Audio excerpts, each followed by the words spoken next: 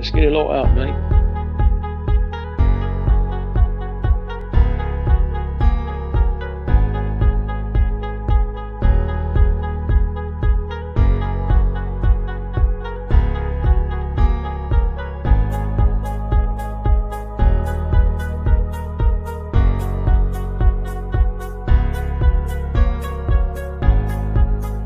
What up, what up, what up, people? What's good? Salute, salute. Yes, sir. Yo, what's good, everybody? Salute to the tribe. We're hip hop and comics and hip hop. We're a niche channel. We're a niche channel reserved for the best.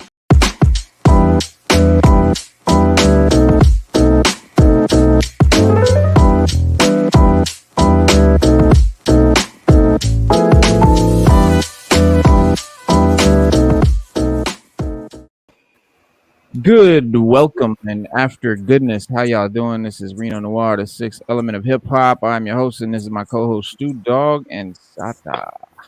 Hi guys. Pigs. How y'all doing? We're doing okay.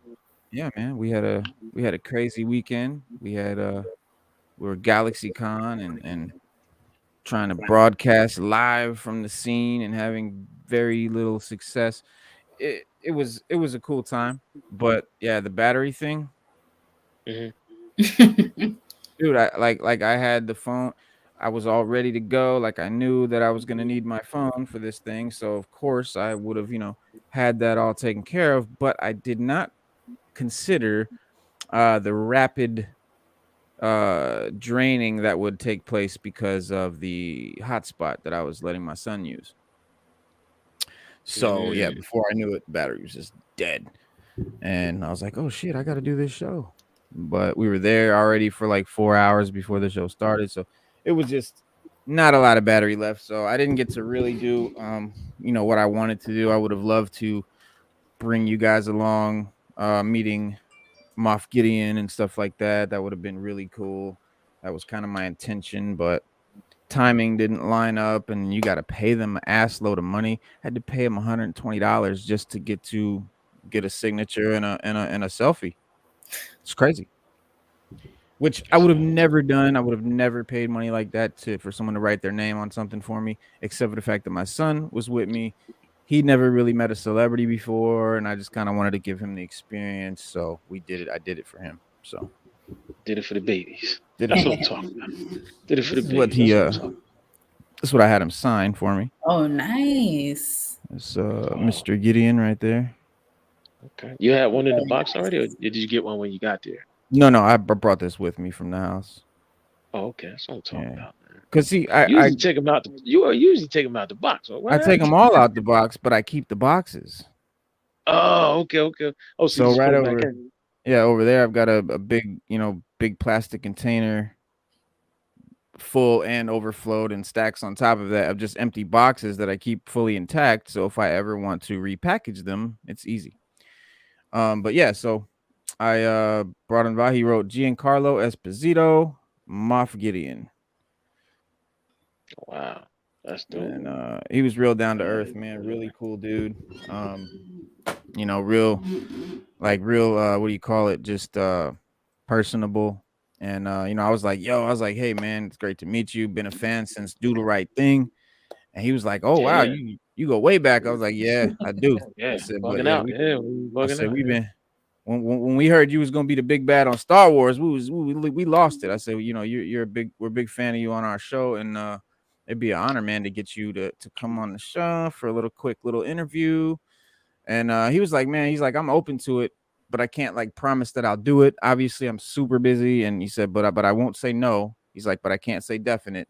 But he's like, I will try. And he said, if I do it, can we keep it short? And I said, bro, anything, absolutely, whatever you want to do, we'll keep it short, And he was like, all right, well, I gave him my card, and he wrote on the card and put it in his pocket. And he was like, yeah, I'm gonna try. And he said, but if I tell you yes for sure, and then I don't show up, then I'm an asshole. He said, but if I say I don't know, and then I do pop up, then it's like, wow. And I was like, you're right. I said, so I appreciate that. So hopefully he will pop up. And I did DM him on Instagram and reminded him who I was and all that good stuff. So hopefully we'll get him on our show. Fingers hopefully. crossed. Yeah. He wouldn't be the first. Wouldn't be the first celebrity or big name we've had on this show, but he would be the biggest. I think he would be. I think he's bigger than Pharaoh Monch. I think Pharaoh Monch is probably our biggest thus far. Bigger than John Jang. Bigger than John Jang. Damn. Wow. Bigger That's than saying a lot. Zartan? That's saying a lot. Bigger than Zartan. Yeah, bigger than the chameleon himself. But you know, what's big, right? What who quantifies that? You know what I mean? He's, you know, it is right. So, It is what it is. So tell us what you saw. Tell us what happened. What went down. Yes. The details. Yeah, we want all the juicy tidbits. yeah, it was it was a hell of a thing. Like we drove way up there. It's Richmond, Virginia, so it's fairly decent sized city. Couldn't find parking at first for a while. I had to drive. Went to a bunch of parking garages. They were all full. Like everything was full. Parking was all full. So like several blocks away, found a parking garage. Got a great spot right by the exit, and we walked all the way to the thing. Got in there, we started walking around, showed them our, scanned my QR code on my phone for the tickets, got our wristbands, started exploring a little bit, walking around. We went in, I walked over to where Moff Gideon was doing photo ops and stuff, and there was a big line, and then they were like, you gotta pay cash, they don't take card. And so I go to grab my wallet to go to the ATM, and it's gone. I don't have my wallet, and I never take my wallet out of my pocket. So I'm like, what the fuck? Like, I was like, we didn't drive through nowhere. Like, there was no, like, where's my wallet, bro? And I started to like be like, oh fuck, like this is bad. So I jogged, sped walk, damn near ran like back to the car again, several blocks. So this is a distance. Got back to the car, and it's right there on the ground next to my car, between my car and another car in this fucking parking garage. So, like, that was crazy. Wow. Swooped it up, we walked back, and then everything was cool after that. So we walked around. We got to meet. We chatted with Karan Walters. This guy had him sign a couple of Red Hood books. Ooh, and very nice. Yeah, he plays Jason Todd. Yes. On the Teen Titans TV show. And he didn't charge anything for the name or the selfie or any of that. He was just really cool, like happy to have fans kind of thing. He was like, yo, thank you guys. And yeah, he was really down to earth. Yeah, he was great. He was a great guy. And then we saw the guy, the big ass dude that plays Jack Reacher on I think it's a Showtime show or Cinemax, HBO, one of those. There's a Jack Reacher series, but apparently he's also in Teen Titans somewhere as well. I don't know who he plays. The guy, big buff, tall, blonde hair dude. Yeah, so he played Hawk from Hawk and Dove. That's what I thought. Yeah. On the show. Yeah, he was cool. He wasn't charging money or anything like that, but it was like a matter of standing his line or standing in Gideon's line. And then there was also the guy that voices Vegeta and a bunch of other anime characters that my son really wanted to meet him. But it was like, you really don't have time to do all these lines, or you're just going to spend your entire time in line. So, I told my son, I was like, so out of these three, who do you want to meet the most? And he's like, Moff Gideon. So we did the Moff Gideon, waited in that line for a while. Again, walked up, met him, chatted, chopped it up. He signed the box, and then I was like, selfies? And he's like, yeah, come on. He did a, thing like that, and took the picture of me and my son. And I was like, can you do just one with you and my son too? And he was like, all right. Because, my son wants to do the, one without dad, Right. Yeah. You got to have one without dad. So, that was cool. But and then what do? We saw all the vendors, obviously, all the I did pick up a really cool where is it at? I picked up a cool figure that I've been wanting to get for a while, and that's Thanos. I want a Thanos figure too. Yeah, I do too. Yeah, I've really been wanting one for a long time, but they're pretty expensive, especially when you're buying them aftermarket. Yeah. But you know how I do. I put them on the shelf anyway. I really don't care about packaging. And this guy was in a bin with no. There was like a bin of figures that weren't in boxes and packages, and they were selling them for like nothing, like $10 and $20. And I was like, "How much?" He's like, $30. I'm like, "Sold." Yeah, because you can't even get it for $30 retail. Oh, So. Yeah, so I jumped on that. That was a cool deal. What we grabbed? I got my son a few things, like some cool, trinkets and posters and little items, that the crafts people make and stuff like that. Took a couple of cool photos in the DeLorean and the time machine and stuff like that. Talked to a lot of cosplayers and just generally did the con thing, man. Just walked around, kicked it, and had a good time and met people and um just kind of have fun. Slade Wilson in the building. Peace. What's good? Def Chimp. What up? Yeah, so it was and like I said, about 6:30, I wanted to do the show, and that's when I realized my phone is like dead. I had like 9%. So you saw what we did. I ran around and tried to show what I could, but I guess you guys kind of got an idea. I rewatched it, and yeah, it was real choppy, and the Wi-Fi was horrible. So, but you guys saw you got the gist. But you definitely did not get the real experience. I really wish that I would have had more battery, but even with more battery, the way it was so choppy like that, it was really hard to judge what are you seeing. Because if I'm showing this and this and this, I don't know if it chopped when I saw that and that, so I really don't know what you saw, So it's kind of one of you know those. what? It was choppy.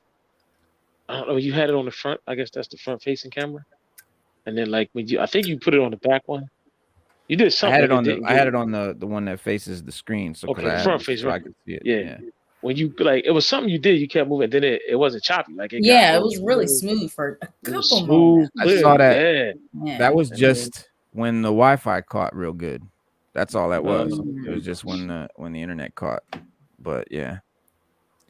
But it was dope, man. It was cool. Like I said, spent way too much money. Listen, I heard Sada say, like, if I had $1,000, I'd go there with $1,000 to spend. Yeah, it's a little more than half of that. I definitely blew. So yeah, it was. Yeah, that's. But let me ask you one question: was it worth it? Yeah. Then it don't even matter. It don't matter. And it was one of those. Yeah, it was one of those things. Like it was the day. It was the day before the con that my son reminded me of it. Like we talked about it weeks ago, a month or two ago, and we were like, "Yeah, we're gonna do that." And then I forgot about it. And then it was Friday.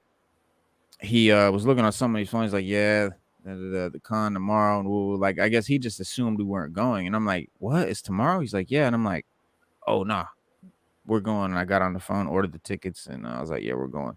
So we went next day. Multiverse was good.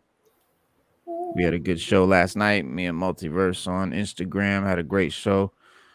Sold lots of comics. That was dope. Yeah. We so Stu, you had sent me a couple of texts. Let's see. There was I sent you a trailer for the Marvels, the Marvels. They have a trailer? Miss Marvel? Yeah, there's a trailer for Miss Marvel. Oh, Miss Marvel. Okay, yeah. Miss Marvel. Yep. Kamala Moon Knight, a new Moon Knight. Yeah, new Moon Knight trailer. I sent you a few different things. Well, let's talk about did you see any good statues? It was not. I was disappointed. There was not like a big sideshow display. Like a lot of these cons, you see big displays of like statues, and there's like amazing. Yeah, you do. There was none of that.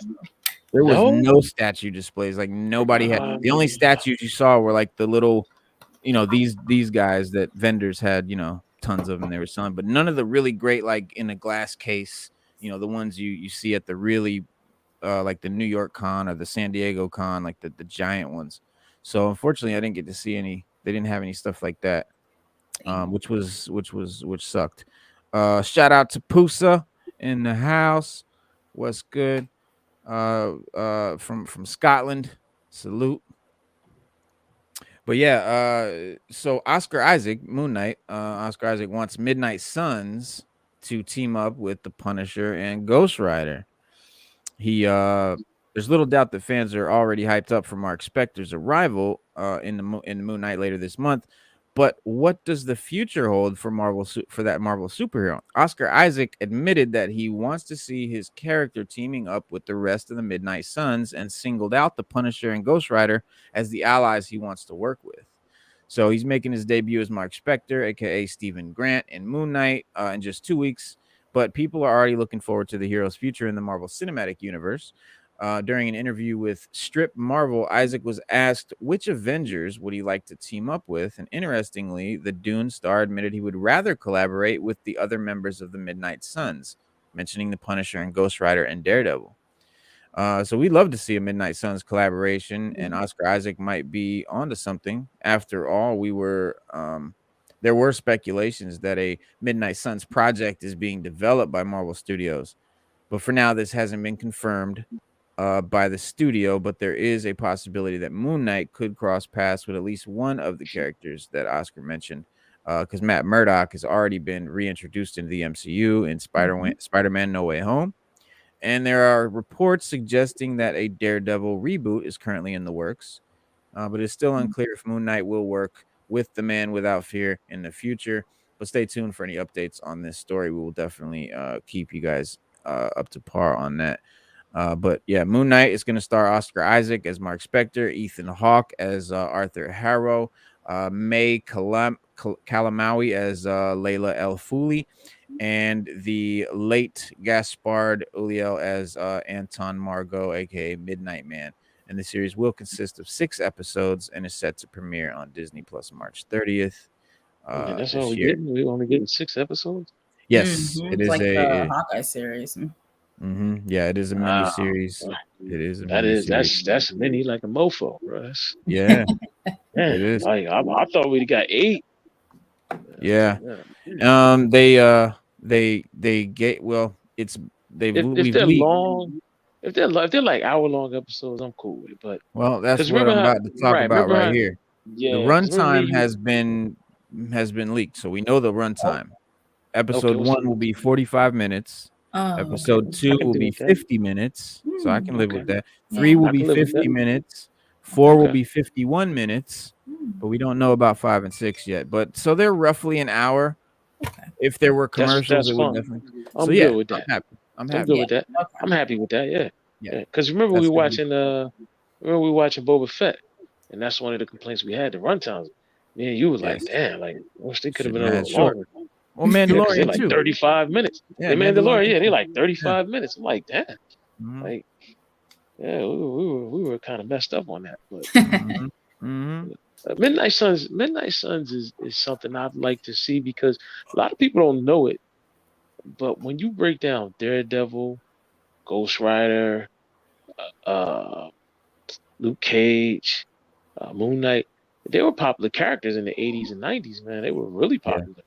I mean, the X-Men just overshadow everything. And they do. But when you break it down, like the hardcore comic book fans, they would love to see that. That would be Cooks. What's up? That salute. Would be that'd be something dope, man. Because I mean, a lot of people like Daredevil. And Daredevil was big, man. Back in the 80s and 90s, and his comic was big. I just think they ran out of things to write about with Daredevil.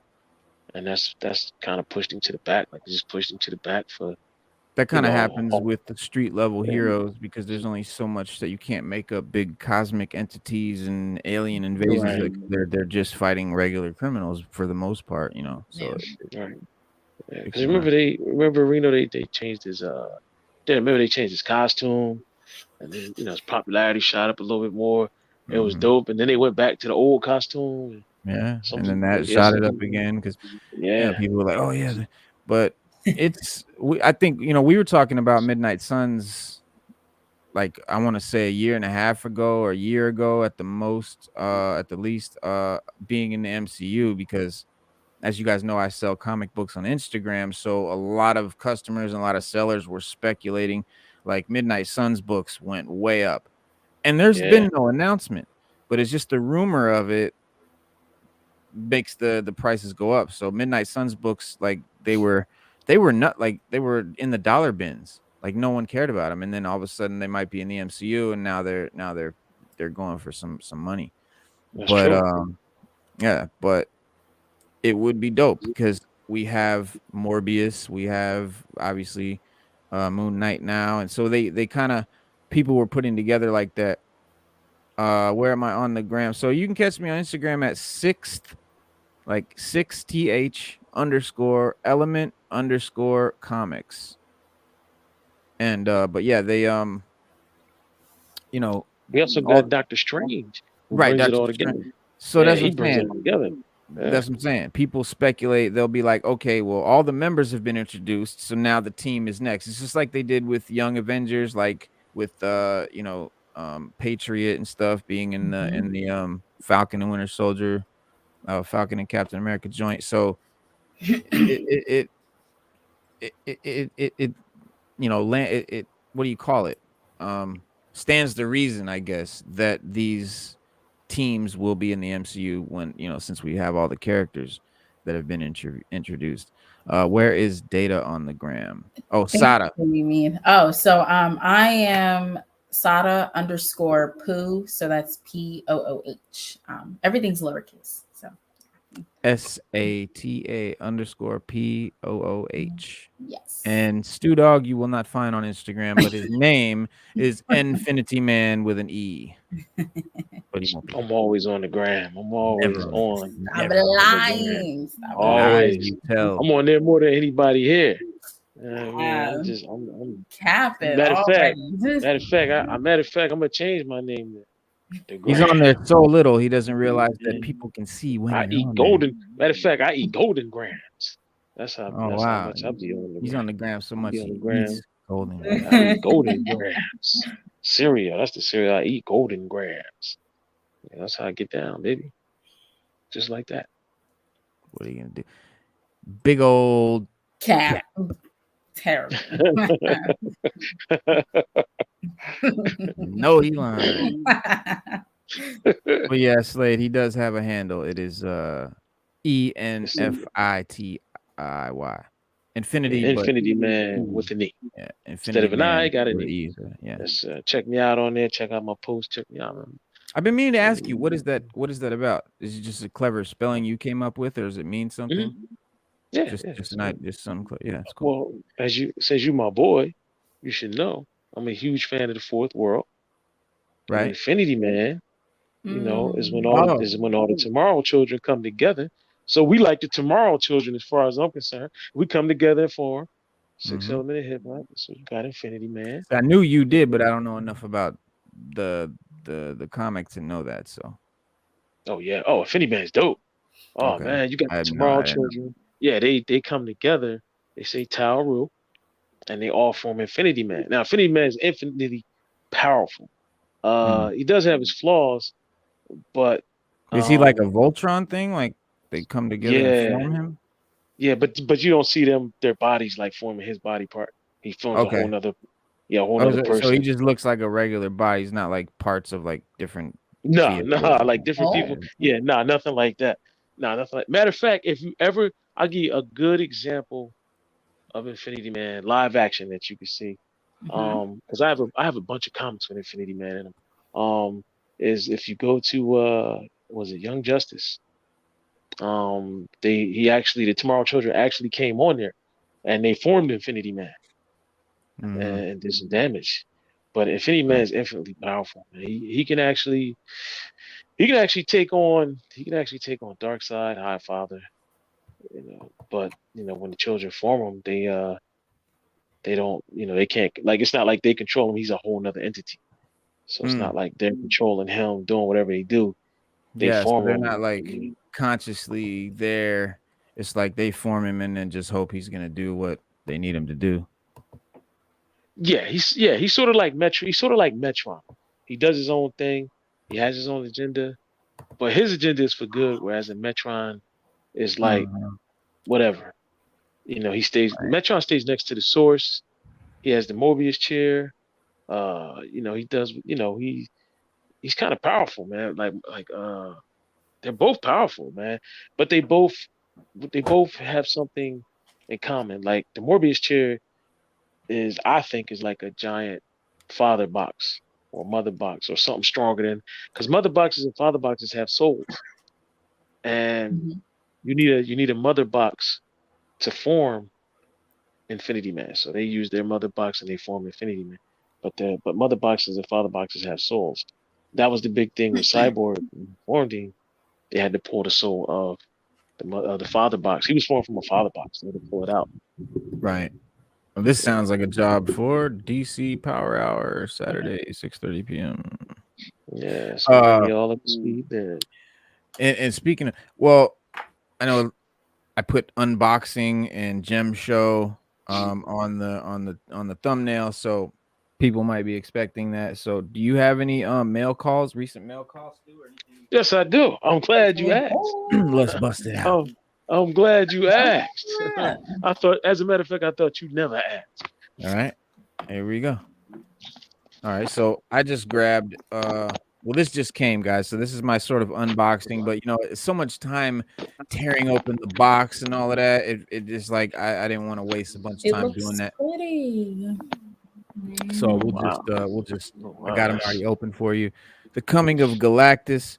So this is not like a new reprint or anything, a facsimile, but this, if I'm not wrong, this was like this came out like in the 60s. Like this was the first appearance of Galactus, but this is a 1994 comic.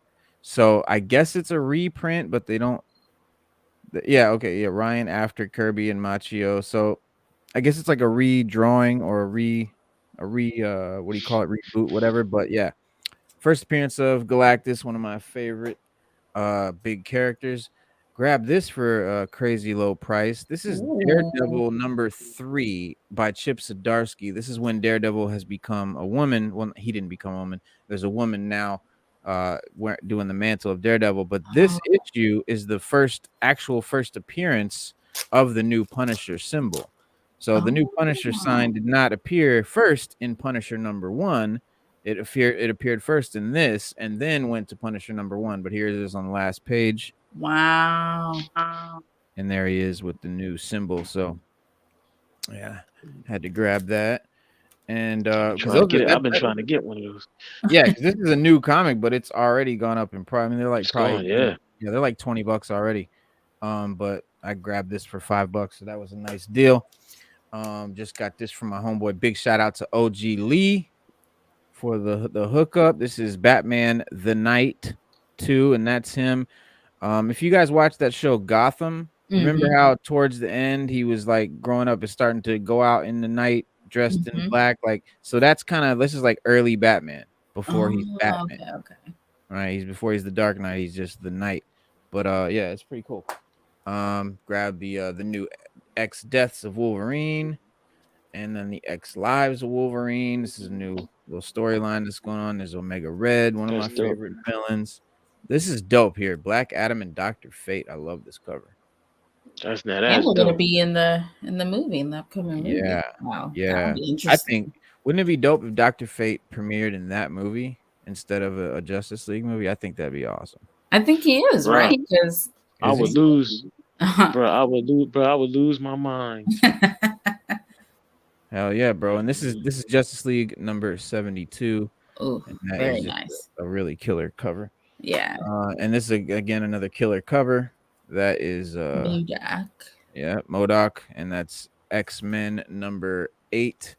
You can't really tell on camera how cool the colors are, but it's like purple and pink and bright yellow. It's like really cool looking in person. And then he sent me this, and I really don't know why or what this is, but Strange Love Adventures number 1. I'll definitely have to check this out because there must be a reason he sent it. It's pretty cool looking. The DCU Rendezvous. So there you go. Interesting. Yeah.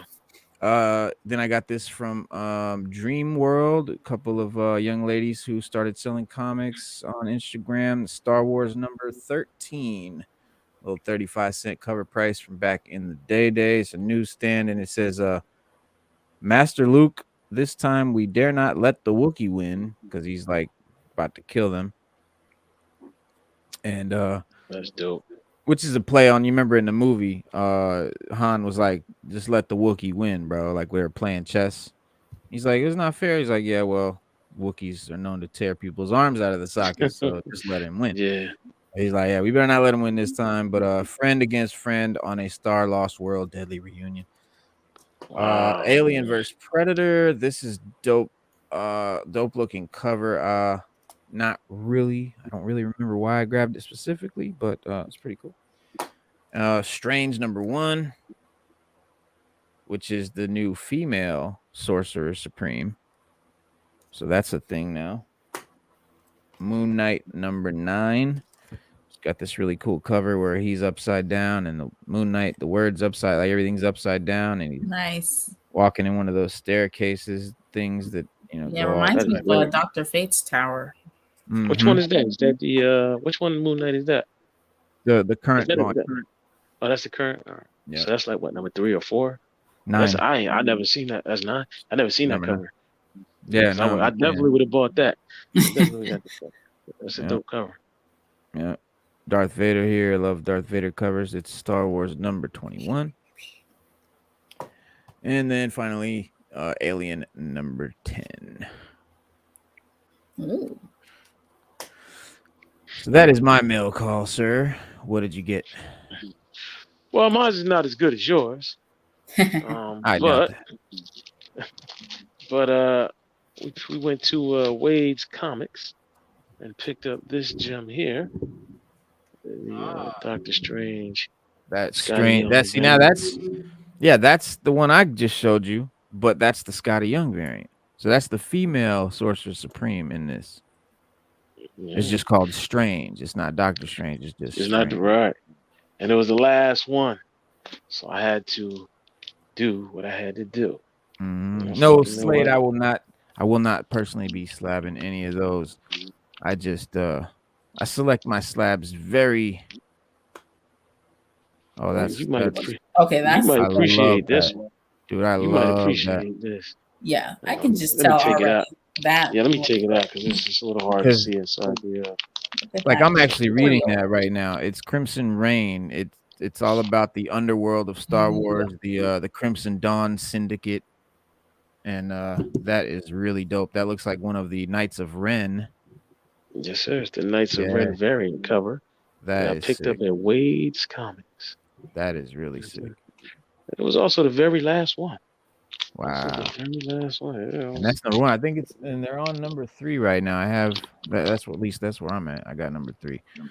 Okay. That's dope. And last but not least, in the mail we got this just showed up on my porch. Oh shit. Oh. Now you, sir, have brought some major shit. That is dope. I'm so jealous. That is Jelly.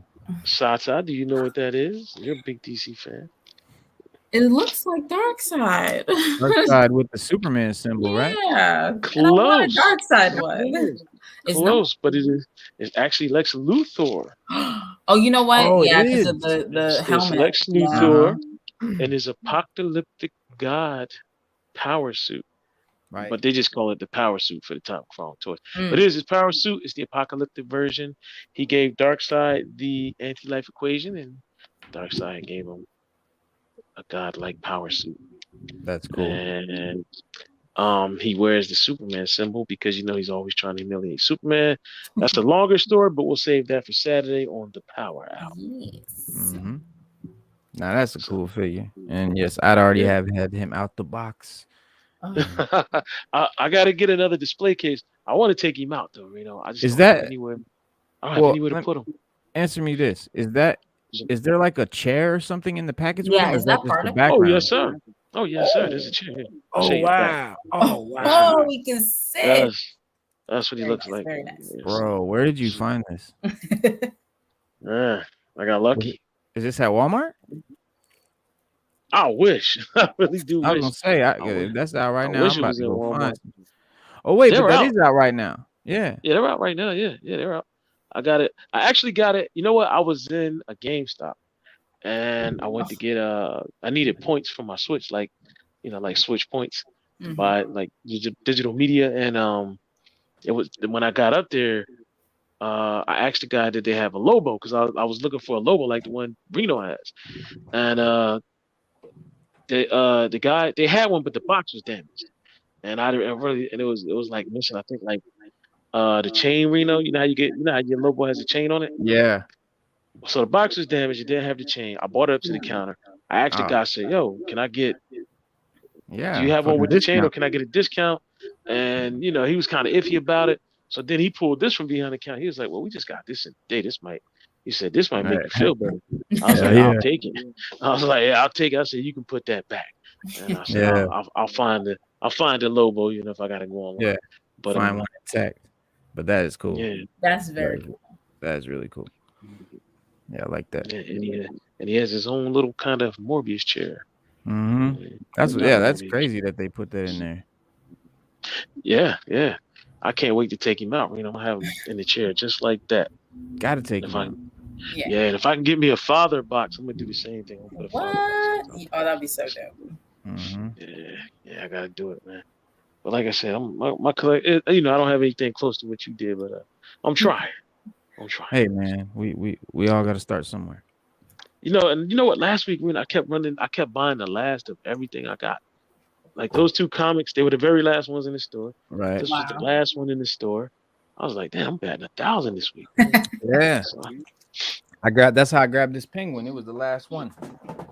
So this is the new movie Batman. Yeah. Oh, very nice.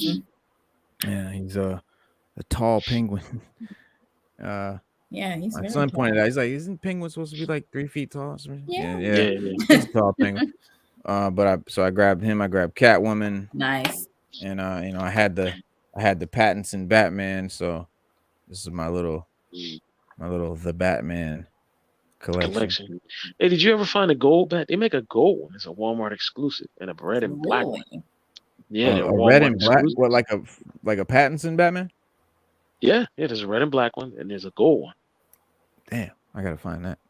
Yeah, they're Walmart exclusive, so you can find them. Good luck, because I went to like 2 different Walmarts so far. Oh, they're gone. Yeah, they're gonna be gone for the time being.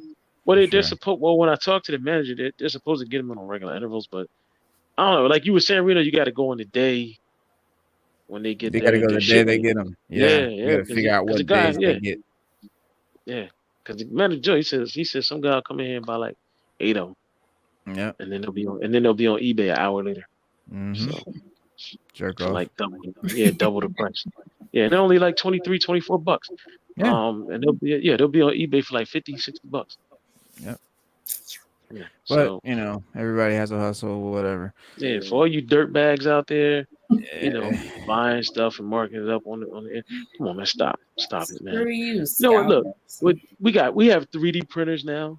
We have all kind of technology now. Make your own and sell it. Put it up on eBay. Like exactly. But they're greedy. Yeah. Listen, if you do a good job, we'll buy it. If it's dope, we'll buy it. Yeah, man. And people do make custom figures and all of that too. So yeah, it's a big market. There's a big custom figure market. Like once people figured out 3D printing and how to like get like molds and do molds of figures. Like I was watching a documentary. Remember that I think it's on Netflix. It's like a how toys are made or some shit like that documentary. And there's a guy that he makes all custom ones, like he makes his own custom figures and stuff. And he has like the actual molds that they make, they pour, and it's a whole thing. But yeah, people are doing it. But speaking of figures and speaking of this figure, Catwoman, and by the way, like, damn. Damn. They just Catwoman holding. Yeah, Catwoman, she holding. This is the typical female figure. You see, she has no acetol, and this one's Now is that figure from Earth? No, Well, this is not. See. But the reason I bring that up is and shout out to my boy Shartimus Prime. I'm a fan. He has a YouTube channel, huge fucking channel. He's way above, our status right now at this moment, but we'll be there. But yes, Shartimus Prime, he does action figure reviews. He's like the best at it. He's like the quintessential action figure reviewer on YouTube. And he recently had Todd McFarlane on his show doing an interview. And Todd McFarlane put his foot in his mouth about female action figures. But like I said, he took part in a interview with Shartimus Prime, and while they covered a variety of subjects, there was a segment of the interview that has rubbed people the wrong way all weekend when discussing female action figures. He completely shows his ass is the only way to put it. But not only does he say that he couldn't put a whole wave of female action figures in one wave at retail in the boys figure aisle, but he also tells a horribly long story about a boy receiving a female action figure and being incredibly disappointed, before also implying that the sadness of getting a female action figure may lead someone to becoming a serial killer. It's pretty gross, as you can see. But I'm sorry. I'm not. I'm sorry. But, no, it's just the way you said it. It just. Yeah.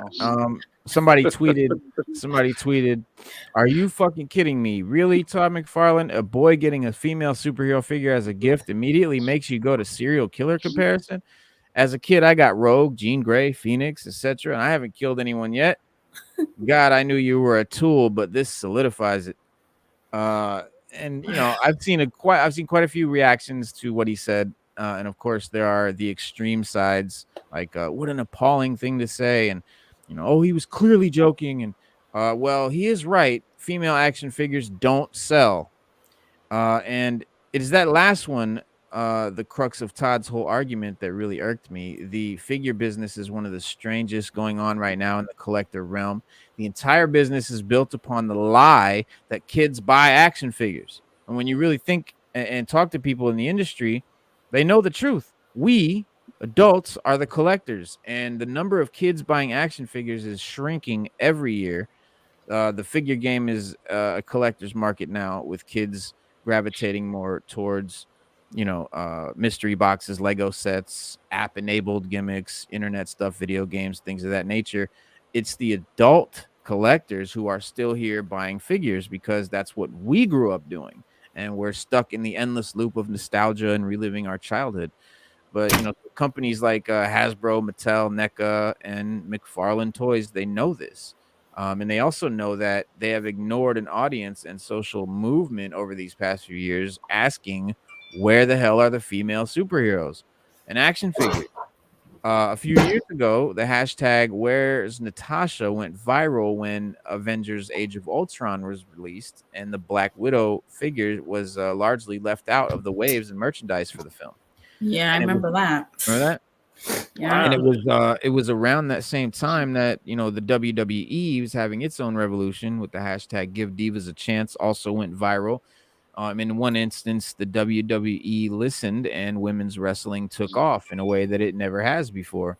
But things kind of remained the same in the other instance. But Todd McFarlane is not the only one who feels this way about female figures either. His customers, or at least the vocal part of them, feel the same way.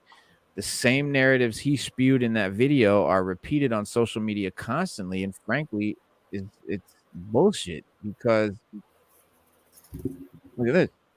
So that is a big pile of female action figures that I love. Like it was a time when I was really just buying the female figures because they look like, the detail on them tends to be a little better. Like, they look a little bit cooler. I don't know what it is, but they just seem to be, maybe it's because like they have smaller arms and legs and torsos that they get, more detailed or whatever it is. But I think they look great. And, but the same people who complain have no problem snatching up the hot figure from last week's wave of a figure line. And then guess what? For years, that has tended to be the female figure. And not all figures are made for boys or girls. A vast majority of collectors want all of them. And maybe the problem is not that, the myth that boys don't want female action figures. Perhaps the problem is that they're getting enough. They aren't getting enough of them, and the industry isn't giving them to the people clamoring for them. But it's not boys anyway. It's adults. Like, we're grown ass people. Like, we're not like, oh, I can't buy a female figure. Or I'm a boy. Like, come on.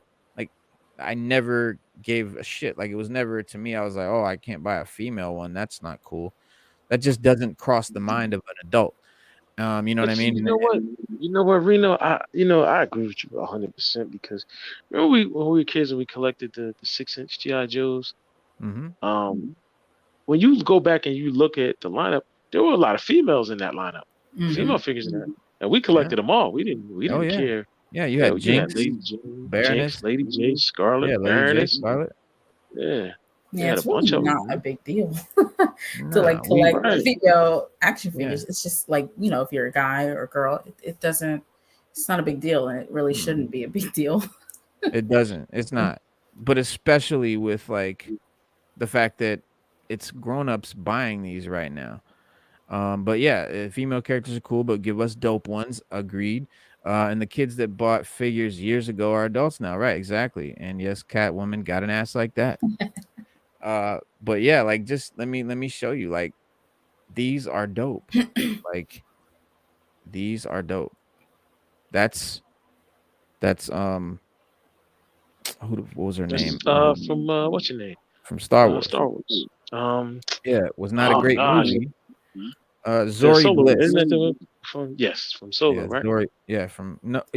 This is from the Jedi, the second movie of the sequel trilogy, The Last Jedi, which made no sense. But yeah. They met her with the same time when they met that little tiny alien guy.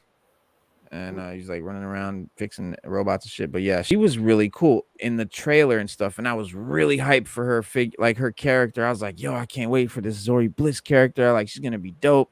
And she was in the movie like 30 seconds. Like, it really sucked. But had to get the figure. Really cool looking. And then of course you got Bo-Katan, which I had to get because I get all the Mandalorians. I got a Bo-Katan. It's dope. Sabine is great, and these are dope too because their helmets actually come off. Like, they do come off. I promise. But you know what too? They really do come off. There's a lot of females that collect figures. True. And just like we would gravitate and get a lot of male figures, the females will get a lot of female figures. So you can't lead them out, man. That's an untapped market. That's an untapped market. And if you tap that market, you're gonna make some money. Exactly. If that's what it's all about. But I really like the way the female figures look. Like, I don't know why, if it's like the physique. I mean, the way that they're built, the way they're made, they look, maybe, I don't know. I feel like they have better detail, some of them, or they just look. I used to have one, and I don't know where it went, but I used to have one of them. That's a dope X-3. That's a Marvel Legends? Is that a Marvel Legends? These are Marvel Legends. These are all Marvel Legends, Star Wars Black Series, or G.I. Joe Classified. I have never X23, X4. Yeah. I would have bought that. Yeah, I gotta buy another one. Yeah, I would have bought those. Like, these are dope, dude. Jean Grey. I would have bought that too. Yeah, I'd have bought that Jean Grey too. That's hot. And then you got we've talked about her a couple of times. Asajj Ventress. Oh, I remember her from the game. She was cool. And look, they even gave her like a velvet skirt. Nice. That's really, it's got a lot of cool detail in it, and it has a great build, a great design. Mystique, my favorite. Mystique is dope. That's hot. Scream, this was dope. All that hair. You get a Scream. You get a Scream. Dope. Yeah, that's Marvel Legends. Storm, the 80s version, the Mohawk version. Oh, yes. That was hella cool, right? Yes. So we know Marvel doesn't have a problem with putting out female characters. Nah. Well, outside of the movies. You know, Magic. They had a little issue with that. Yeah. Yeah, well, that's the thing. Like Marvel did, they made the Age of Ultron wave, but they didn't do Black Widow figure. Wow. Spider-Woman. That's super dope. Black suit. Now, do you think Black Widow might have been like a rare figure inside the shippings, or they just didn't make one? No, they didn't make it. I think Yeah, that's what like it was like a whole thing. It was huge. I don't think they made it, or it was just so few, which doesn't make any sense anyways, because she's such a big part of the movie. And a popular character. Yeah, so they just messed up on that. Yeah, that's Gwenpool. That's Gwenpool. That's dope. Yeah, it was dope. But like, what I mean by the detail, like, you can't see it on camera, but she's got her tongue sticking out of her mouth, like smiling, doing the whole thing. It's like, it's just a lot of good detail. And then the Lady Deadpool. Nice. So is this why I can't get a Penny Parker action figure? You should. Because that would be dope. McFarlane. Here's McFarlane's female figure, and they did a great job. Yes, they Catwoman stat. I mean, but Catwoman tearing it up in the club. I do wish they had like more like larger female action figures. I feel like a lot of them are small, and there's only like a select few characters who get like those big ones that you would see. You mean like a statue, a statue or something? Yeah. Here's Black Widow.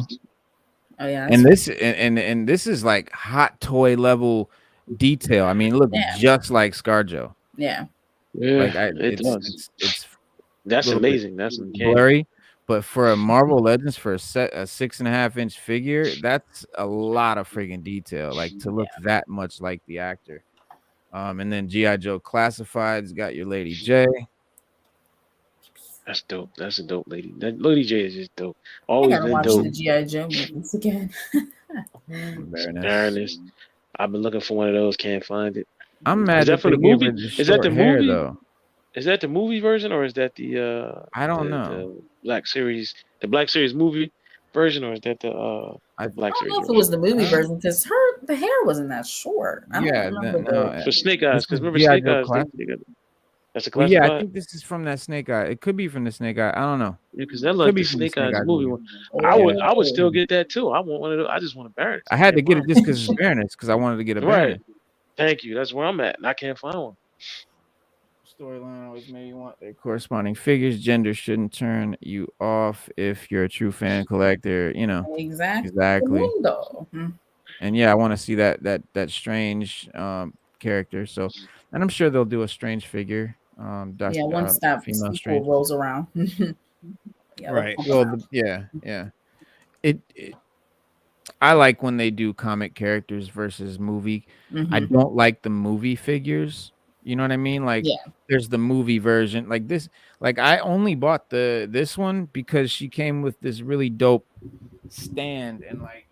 Ooh, a stand. What? Why was she on the stand? Wait, is that the stand? Oh my god! I use it for Magneto right now, but it comes with like all these explosion pieces. It's dope, and then it's got like this really great. That's a Marvel Legend. Yeah, bro. Look, it came and it like. Oh, you can lower it. Oh my god! You can lower it, raise it. It's got this thing with the claw. So I'm like, man, that's worth. That is worth buying the figure just for that whole shit, because that's a lot. But because I generally don't like the MCU figures. Yeah, I like the ones that are comic book. Yeah, because I'm not crazy about the MCU costumes and stuff. I mean, no one ever knows why they won't stick to the content, but because Hollywood.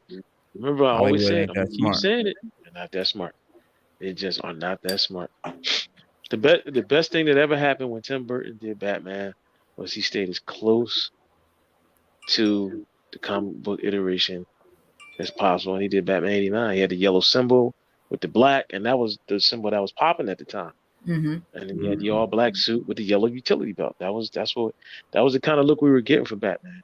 And then we got the gray and the black, which they kind of did, and but they were trying to do, the run from the comics with the suit and everything in it. So when they do it, people like it.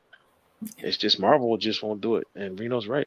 Like Captain America, the one thing I always hated was how they kind of made his helmet look like it was like a helmet. Like it looked that helmet looked so clunky. Right. It just abandoned it after Avengers. They said nah. Thank you. Just you can make a good iteration of the costume that look like it just looks like the comic, and it would be good. They just don't do it. And forever Steve Rogers is taking it off. I don't even know why he dresses as Captain America, because he forever takes it off. He never has it on. He'll put it on when he's riding his motorcycle, but that's about it. Yeah, exactly. I mean, it seems like with Ms. Marvel, the show that's coming out, it seems like her suit might be comic accurate. That's probably the only thing. But I mean, it seems like it might be. So we'll see. From what I saw in the trailer, that it looked like one of her suits was her comic book accurate suit. But I don't know. They like to change things. So right. Yeah. So, but the DC one's kind of show the people your clout goggles. These the goth glasses. You like them? They dope. Yeah, they like, it's the DC characters. They do well, but you're right. The Marvel ones, they change everything, bro. Yeah. I don't know if they purposely want to separate. I mean, you can't say that about DC because DC do the same thing. Yeah, Superman, they come out with a new suit. Yeah. And then remove the underwear, remove the belt. What they did to Flash. Like, look at the Flash's costume. It's crazy. Jesus. It's horrible. I mean, they can't get Flash. The TV shows. I'm glad, but they totally changed Aquaman, but in a good way. I think that for the better. The all black. Yeah, the blonde surfer boy thing is like. I didn't mind his suit at the end of the first movie. I liked it, and I like that. Yeah. Big Country. I agree with Stu. I feel that way about G.I. Joe and Transformers movies. They went too far from their comic or cartoon looks. Yeah, I mean that's always our biggest gripe is that they don't stick to the source material. Big Country. I got a story for you. Big Country. When they did Bumblebee, that opening sequence, the way the Transformers looked, everybody went wild over that when they saw that and they first did that. According to a source, an inside source, they said that was the original look of Transformers for the very first Transformers movie. And Michael Bay was like, no, nobody's going to like it. It looks stupid. They look too much like robots. You got to make them look more organic. That's what people want. And he totally made them go back to the drawing board, redesign all the Transformers, and make them look like what we get in the movies now. And he said this was from a source that came from Michael Bay, that no one would ever like that design. Yeah. Who would want to watch that? Because they didn't like it in the 80s that made the fucking franchise popular. That's what I don't get. It's like the reason these franchises and IPs are big enough for you to make a movie about it is because people liked it. So why change it? They loved it. Right. And he changed it. He changed the design. But when we got Bumblebee, that opening sequence, I could watch. Yeah. And that's what they said. Yeah, they said that a lot of people said, a lot of people said that. They were like, yo, that was like the dopest looking Transformers we had seen thus far. Yeah.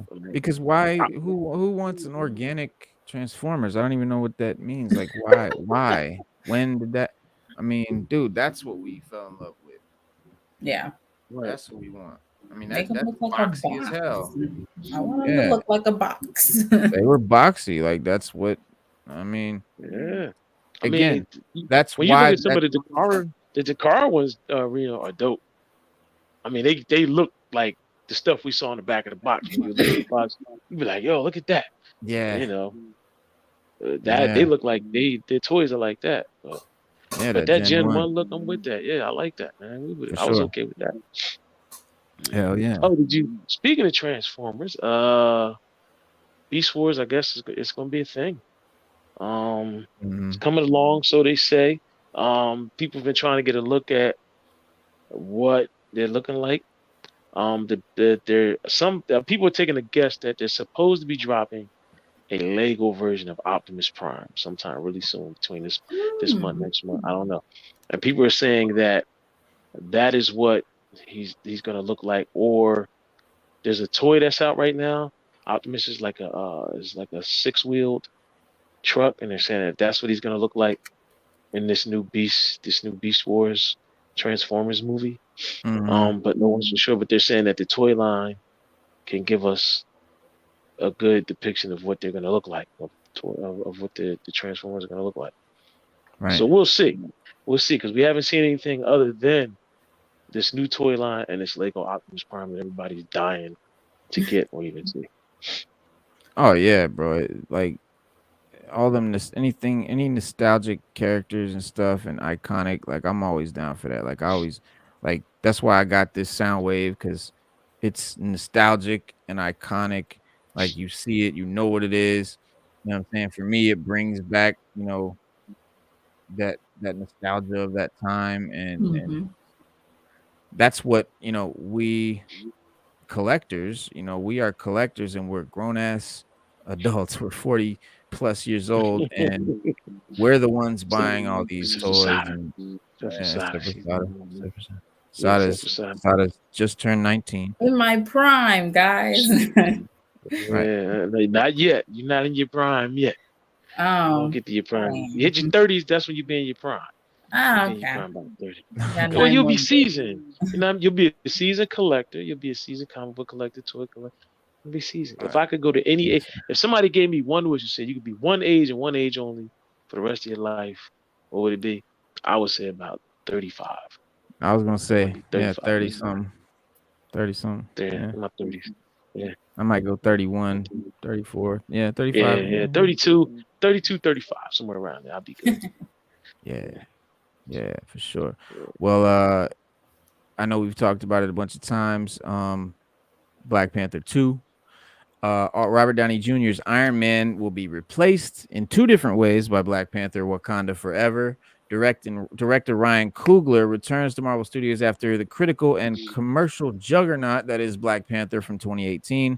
This time, however, it is no secret that the stakes are higher to deliver another satisfying MCU blockbuster, especially since the sequel is being dedicated to the beloved late T'Challa actor Chadwick Boseman.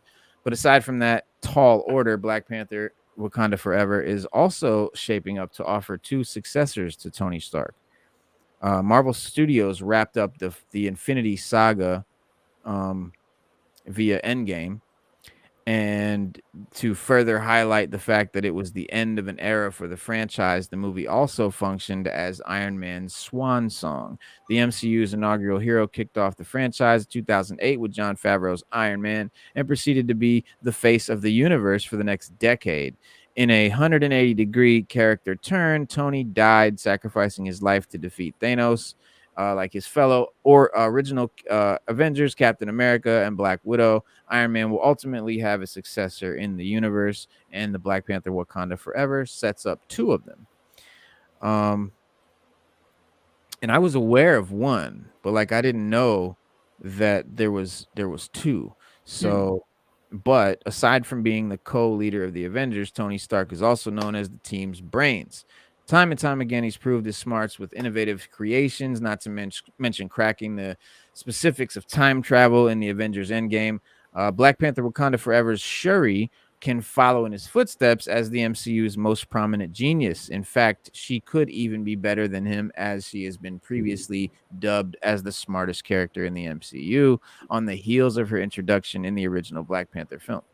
Meanwhile, Riri Williams, played by Dominique Thorne, exactly, who is going to be a more direct replacement of Iron Man, at least based in the comics, could do the same in the MCU. Like Tony, she creates her own Iron Man armor, leading her to assume the superhero persona of Ironheart. Riri will headline her own Disney Plus show, but before that, she will first be introduced in Black Panther Wakanda Forever. That is so strange.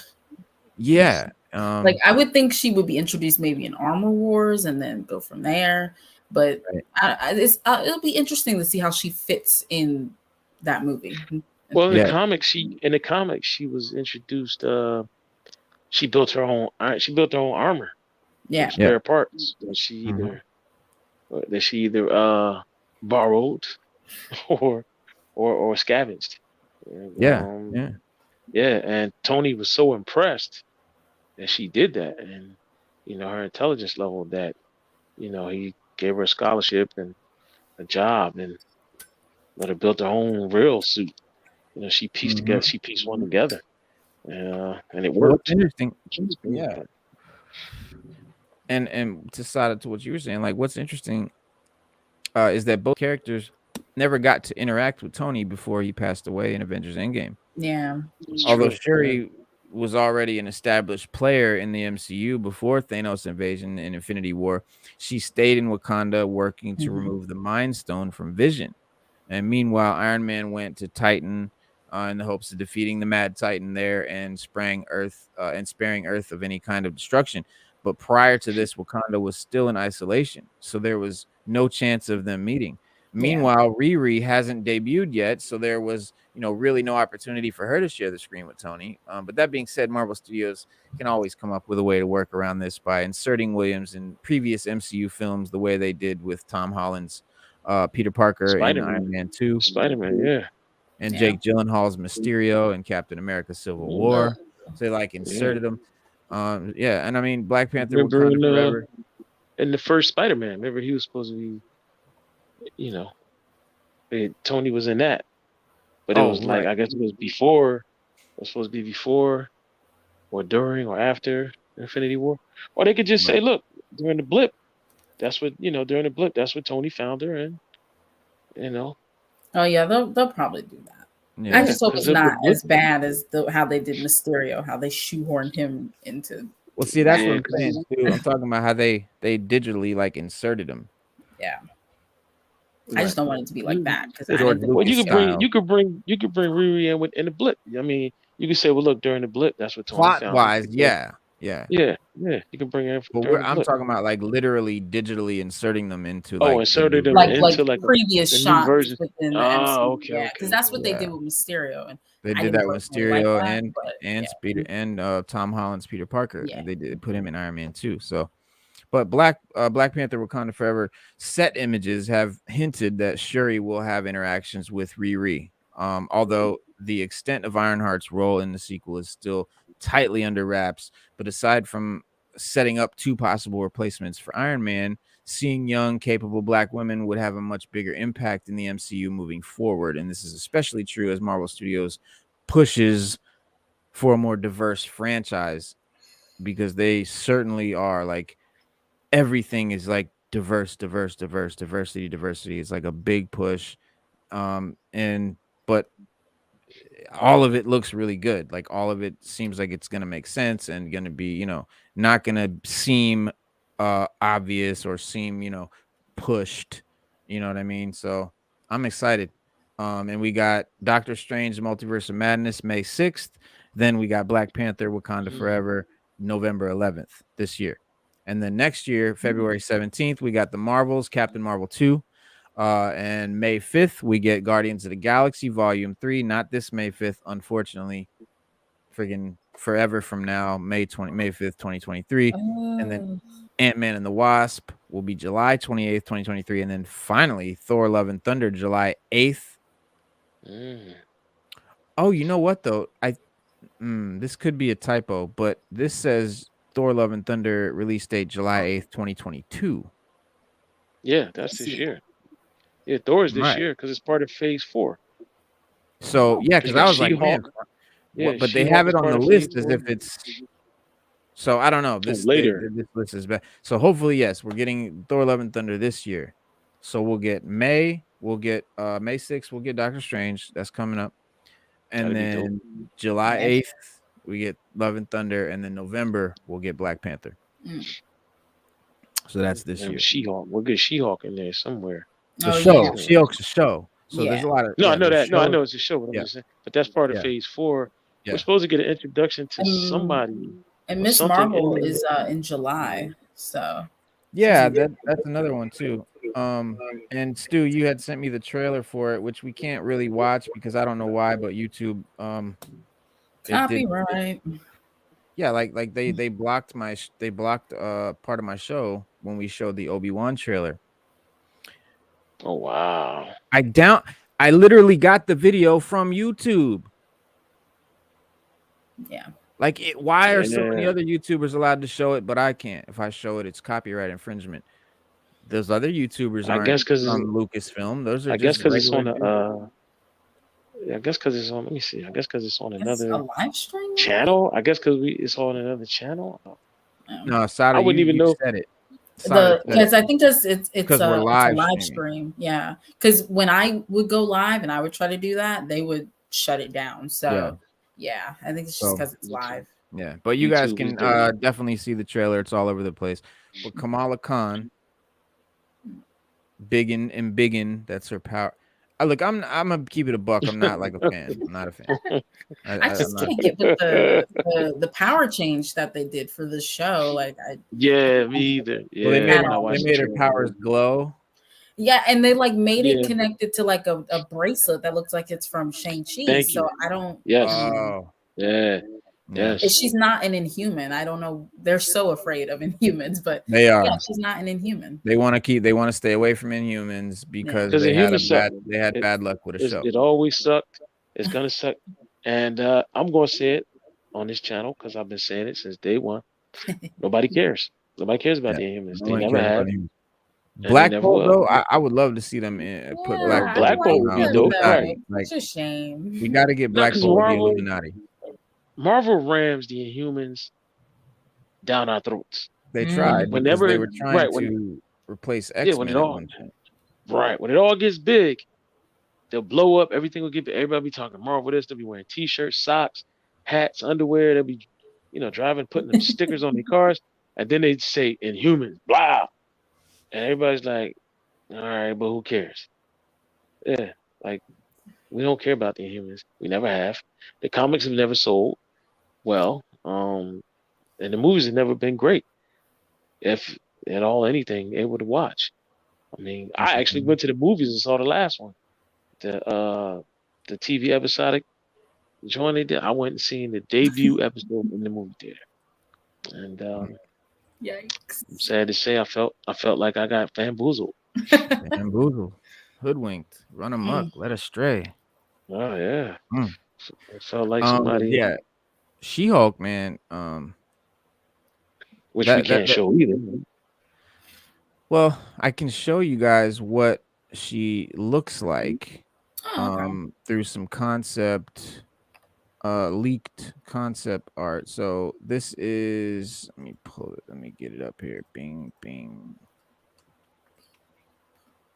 All right, so here she is on some merch. That's not good. Here, let's look at this one. There she is. So Tatiana Maslany's She-Hulk. The merchandise surfaced in a now deleted Amazon product listing that offered fans a better look at Tatiana Maslany's hulked out hero. But She-Hulk updates on Twitter shared images of her various beverage containers that surfaced on Amazon, which you're looking at now, plastered with artwork of her MCU character.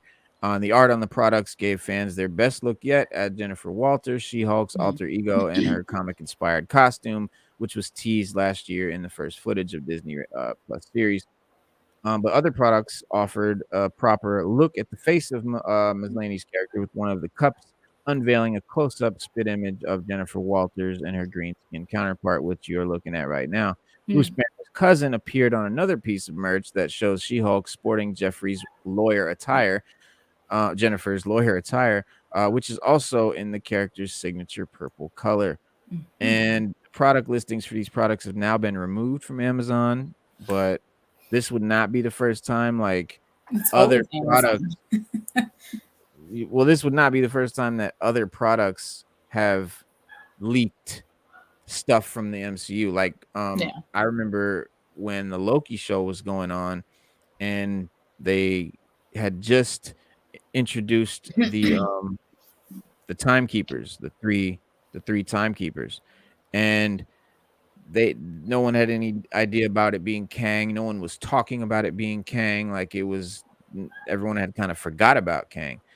But I was pre-ordering comics and I was looking way ahead at some of the issues that were coming up down the line, and there was a image of the 3 timekeepers with Kang standing right in the middle, and I'm like, oh shit, like nobody knows this, and so I grabbed the image, and I think me and Stu broke it. Like we broke the image of or the fact that Kang was gonna be in the timekeepers.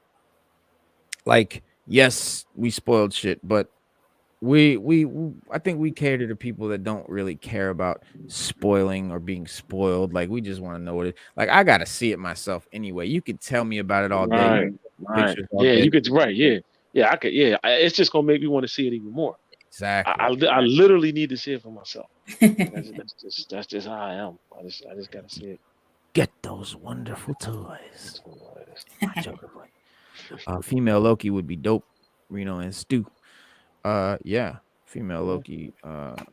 Which I think there's a female Loki Marvel Legends figure, but I don't get it because it's MCU stuff. Like, it's MCU costume. Like, I don't like any of the MCU costumed versions of figures. I don't like when they try to make the face look like an actor that because it always looks weird because it doesn't really look like the actor. Like, for instance, I normally wouldn't get this, but I collect Batman figures, but you can't really see it on here, but in person it's a horrible, you can't see it, but his lips are like really dark and like detailed, like they got the curves. I don't know how to describe it, but he's got this like these, it almost looks like he's wearing lipstick. Like, it just looks really weird and goofy, and that's what you get when you try to make the little toy look like a real person that but this Scarlett Johansson is crazy good. Like, it looks like I don't even know if it look like her. It do look like her. It's dead on. Yeah. But the costumes I don't like. I don't like the costumes in the MCU. Like, they just don't, I don't know, they just don't look as cool to me. They're not as nostalgic. But like Stu was saying, like, he wanted to see a Punisher movie with the Punisher with the white boots and the white gloves and the white, and the big belt and all of that, like the black unitard. But it probably Reno, that's probably looks kind of weird. I don't have Reno. Did you just see the one? I ain't got my comic. Did you see? Remember I showed the comic I had where he had the white gloves with the white skull with the all black and the white glove. Bro, I know he looks dope in comics. Bro, that is dope, right? Oh, you could do it. They could pull it off, man. They could pull it off. They could, but I think they would have to give his pants. They'd have to give him some cargo or at least some. Just that unitard. Remember, he always wears or you could do it like they just did in the comic.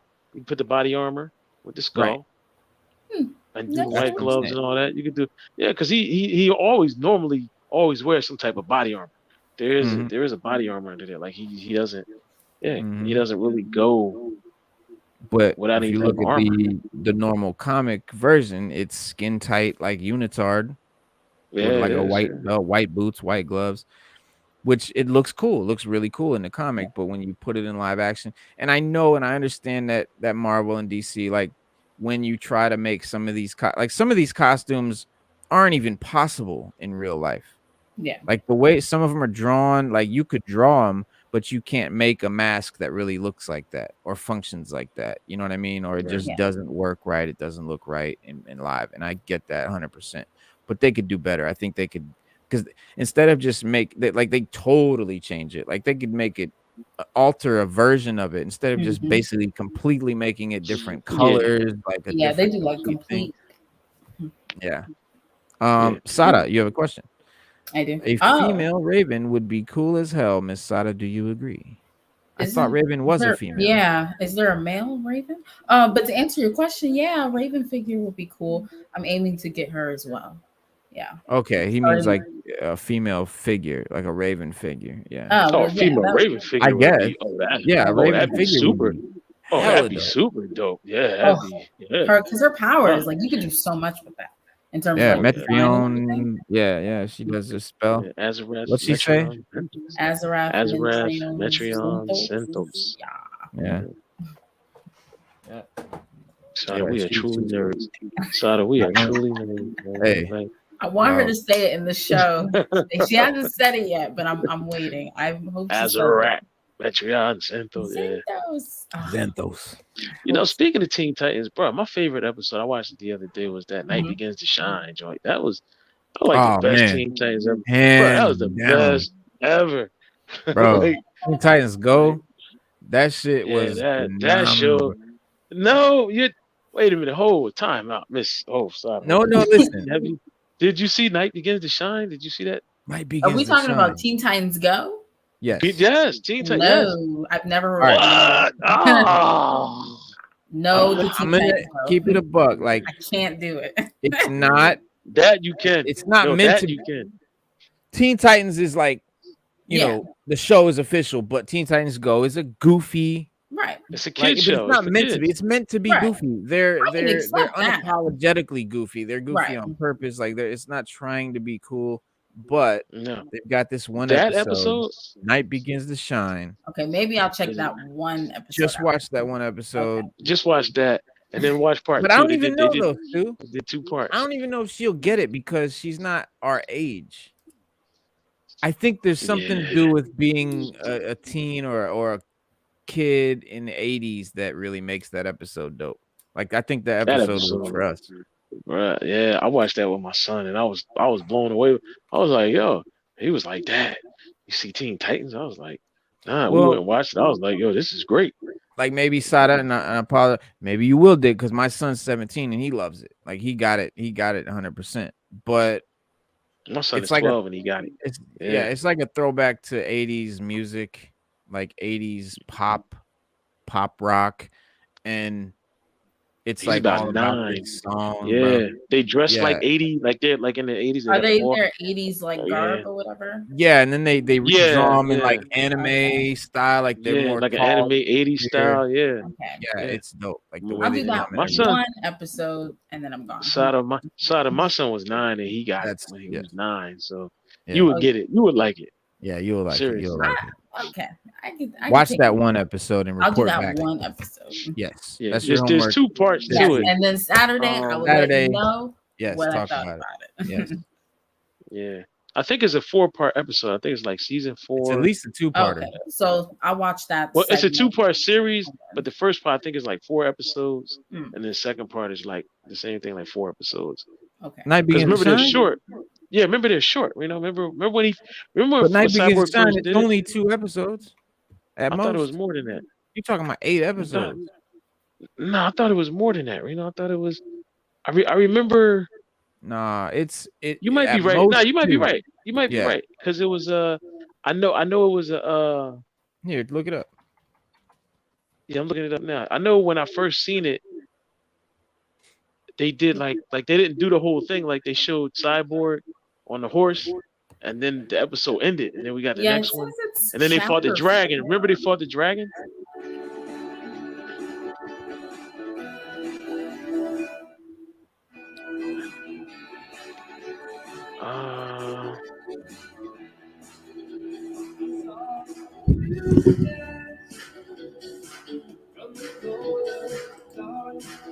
Yeah, with the BER. Yeah, it looks like it was a 4-part special, and then there's a 5-part sequel. Was it?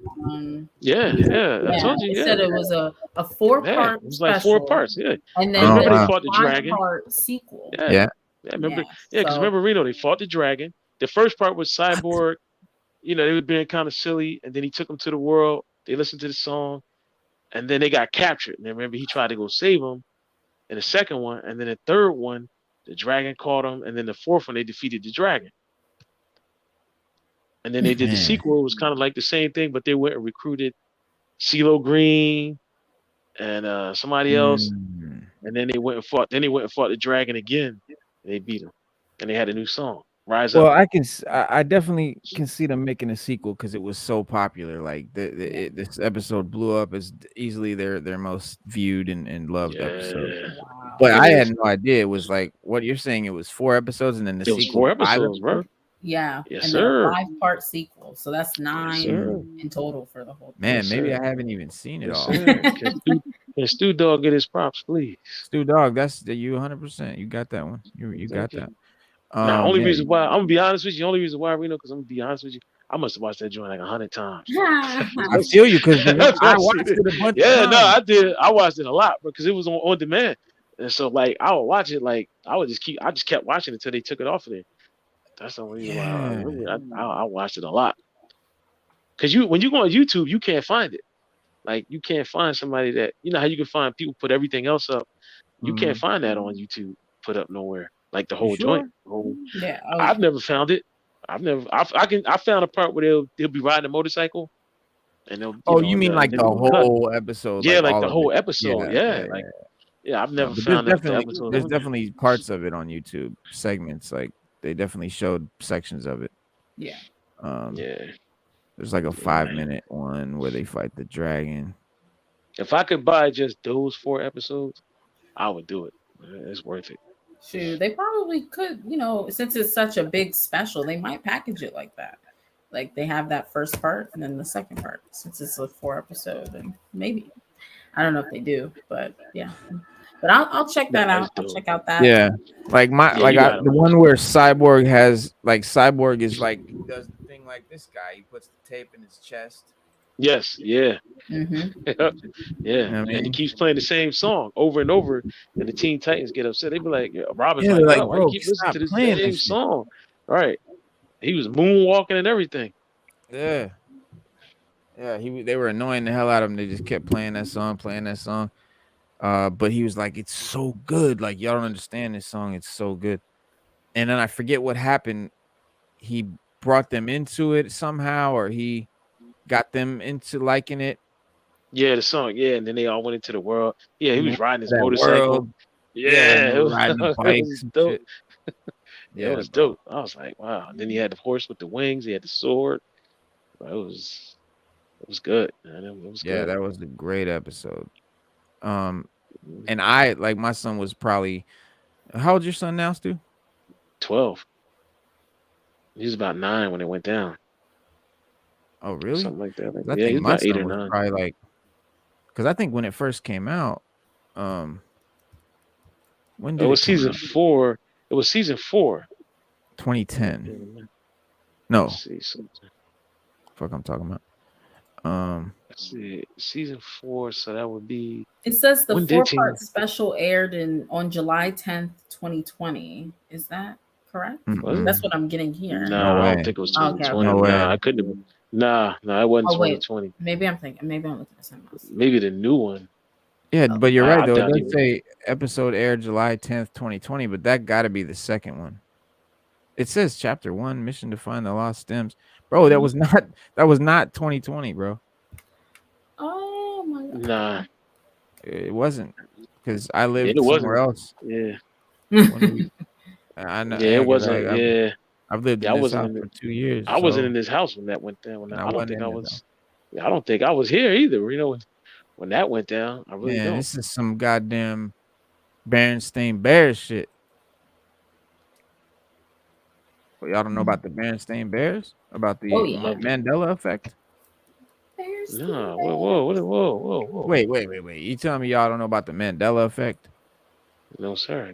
Oh my God. Educate us, please. Oh, no. I know about the Mandela Effect. Wait a minute.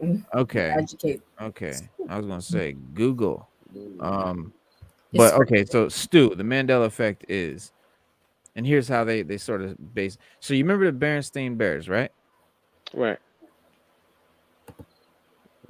What do you remember their name being? No. Like no. How do you spell their last name? Basically, like what is it? Like Berenstein? I think it's It's either Berenstein or Berenstain. I always thought it was Berenstain. Okay, so you always thought it was Berenstain. Right. Most people, when you ask them, they all thought it was Berenstein. like to the point of like swearing it and like no, I know, yeah, like big deals, like everybody's. And the Mandela effect is the theory that somewhere along time something changed and we went into a different time, like timeline, where it was Berenstain, but the timeline we were used to be in, it was Berenstein. And many things like that, like say you remember something being this thing, but it really wasn't, it was that way. And obviously this is just a case of people having, you know, bad memories, or what they call like suggestive memory, because a memory is not a record of what happened. It's just your brain like piecing together how you sensory, like how you took shit in. But memories are not like concrete, like it's not a videotape, like everyone remembers it differently, and you remember it a little bit different than it really happened. And so, but anyway, like there's this huge movement online of people who say that it's the Mandela effect, and you know, this timeline split and all of this, instead of just realizing that it's just fucking society and memories and a phenomenon where everyone sort of called it Berenstein, so that's kind of how everyone remembers it. Right. It wasn't a thing until it was a thing. Right. So yeah, but and I completely forget why we were just talking about that.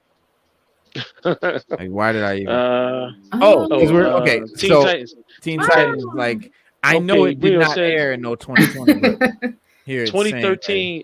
The season 1 was April 23rd, 2013, and then season 4, which would air at the night begins to shine. The first aired October 20th, 2016, and then last aired June 25th, 2018. Yeah. But I remember why, because I remember watching that. It was summertime when I saw it. And my son, I was like, yo, because he was home from school and everything. Like he had no school, and we were just watching it. And I was like, yo, these are dope. Like, and that's when I started watching Teen Titans. I started paying attention to them after that. All right. I was like, yo, I can get with Teen Titans now. Well, here I'm gonna show Sada how they look, and yeah, it is what do you call it? Hang on. Okay. Teen Titans Go is getting a new spin-off, apparently. Really? Yeah, The Night Begins to Shine standalone series. Bringing the hero back to the musical world of The Night Begins.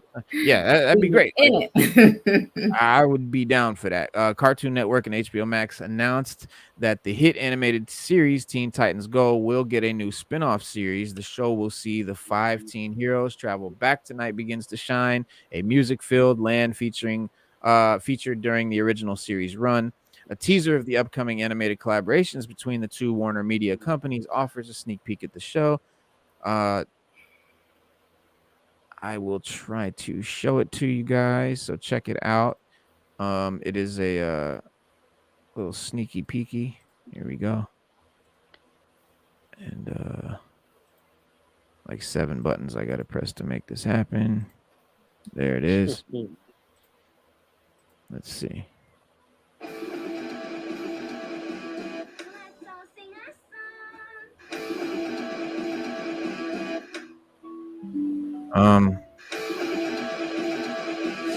Showtime. Oh. Man, I'm so excited.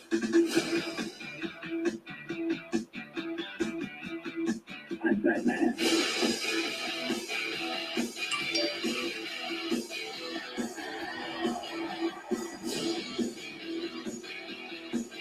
Okay, ladies, let's go. There's some room for a few more. There it is.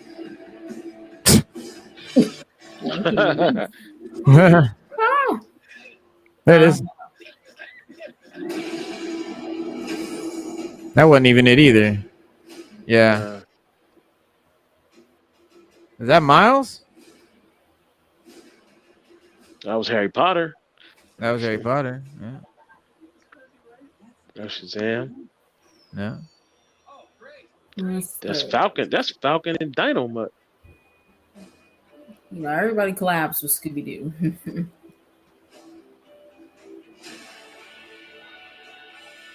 I really wanted to see a Teen Titans Go. Friggin', that was not it, guys. That's a lie. Y'all lied to me. But they said, yeah, they said, there they go. There they go, right there. That's what they look like. Well, yeah. Here's a I'm picture. trying to scroll. I'm trying yeah, to I scroll saw down. that when I looked it up on. Yeah, that's what they look like. Yeah, when they went to that world. Yeah, when they went to the side, when Cyborg's world, wherever he was dreaming about, that's what they look like. Yeah, they got like a punk rocker, like an '80s punk rocker look. Yeah, yeah, or metal, or not even better. I was saying '80s, yeah, like '80s punk, '80s pop rock, Billy Idol pop, type shit. Yeah, pop punk. Yeah. But yeah, it's but I'm down for that. Like, I'm excited about that. Cartoon Network and HBO Max announced that the hit animated series Teen Titans gets a spin-off show that will be seen that will see the 5 teen heroes travel back to the night land before. Okay, I read that already. The journey to the spin-off has been an interesting one. The song "The Night Begins to Shine," and Stu, this is interesting, was created in 2005 by BER as a somewhat generic 80s style song for a music library, for like a what do you call it, royalty free like music library. So they made an 80s style rock song, and it ended up being used as a joke in the episode of Teen Titans Go before reappearing in a subsequent episode. The 4-part special, "The Day the Night Stopped Beginning to Shine and Became Dark Even When It Was the Day," arrived in 2017. That is a date that I can get with, and but which saw the Teen Titans arrive in the mystical and musical land. In 2020, "The Night Begins to Shine 2" was released. Maybe that's the date I was reading. Yes, a 5-part return to the titular land. But after the end of the popular Teen Titans series ended in 2006, Warner Brothers and DC created a series of shorts based on the characters, placed in a more cartoonish situation and featuring more stylized animation. The shorts soon led to the debut of Teen Titans Go in 2013. So originally, we know the dope, super cool Teen Titans series that ended in 2006 was cool. Like, it was more serious. It wasn't goofy or funny at all. Like, it had a more serious tone, and people loved it. And so when Teen Titans Go came out, people were kind of pissed. People were like, "This is not Teen Titans. Like, bring back the other shit. Like, this is trash." There was a huge backlash, so much that the show itself, they started to break the fourth wall and talk shit about people, not liking the new style. And they even did stuff where they like brought in the old guys, like, or the original style. Like, they really talked about it. So it was that big that they actually brought it into the show, which I thought was like cool as fuck. And I watched it because my son was little. Like, my kid was pretty young, and so he was watching that shit. And so I would, watch it with him sometimes. And that's the only reason I ended up seeing it. But the show is currently on its 6th season, which began in late 2019. Spinning off from the series, Teen Titans Go to the Movies was released in 2018, bringing the superheroes to the big screen in a film that sent up a number of DC properties. And there's been no word on if the new series will mean the end of the mainline show, which still has a number of episodes yet to air in season 3. I had no idea it was still on, but there's also not been a release date announced for The Night Begins to Shine. But it is Teen Titans Go apparently is on Saturdays on Cartoon Network. I didn't know it was still on. But yes, sir. Yeah, but that's dope. I'm glad that they're doing a freaking Night Begins to Shine miniseries, dude. I think that's gonna be sick. Like, I'm excited for that. Oh man, I'll listen. Now I'm excited. Right. At least we'll get something, because they keep pushing the Flash movie back, which we might not never get. So we can look forward to Night Begins to Shine with Teen Titans. You think we might not get the Flash? Yeah, no. I hope so, man. I don't. I hope so, man, because it just got pushed back, and then I just hope. But I mean, look, most movies are getting pushed back around this time. Like, almost all of them have been pushed back at some point, but like, right?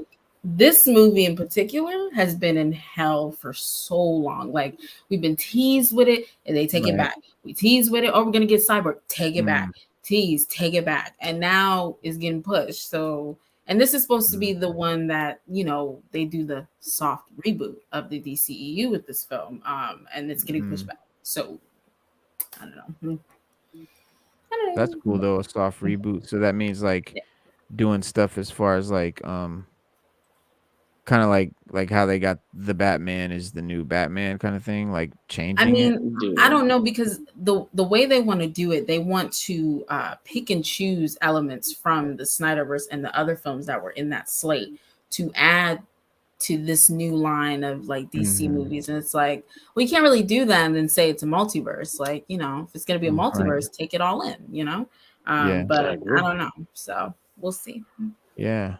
Well, another weird thing. I didn't know this, but the rumored MCU Neymar actor fuels casting speculation with a new image. So I had no idea this was. So this is rumored. Tinoch Huerta's latest social post fuels rumors that he has been cast as the MCU's Neymar. I know a lot of people were thinking, you know, like Keanu Reeves and stuff like that. But a Latino Neymar, what do you guys think? I wouldn't give a damn as long as he can play the part. Yeah. As long as we get Neymar and as long as he does it well. Yeah. Such a popular word, multiverse. Yeah. And it's all because of you, Multi. It's all because of you, brother. It's all because of Multi did it. But yeah. Well, speaking of popular characters and Namor and all, Alligator Loki is very popular and is going to be returning. Loki. I don't know what the deal. I mean, maybe y'all can tell me, but what is the deal with Alligator Loki, man? What? It's Alligator Loki is just. It's like one of those. Oh.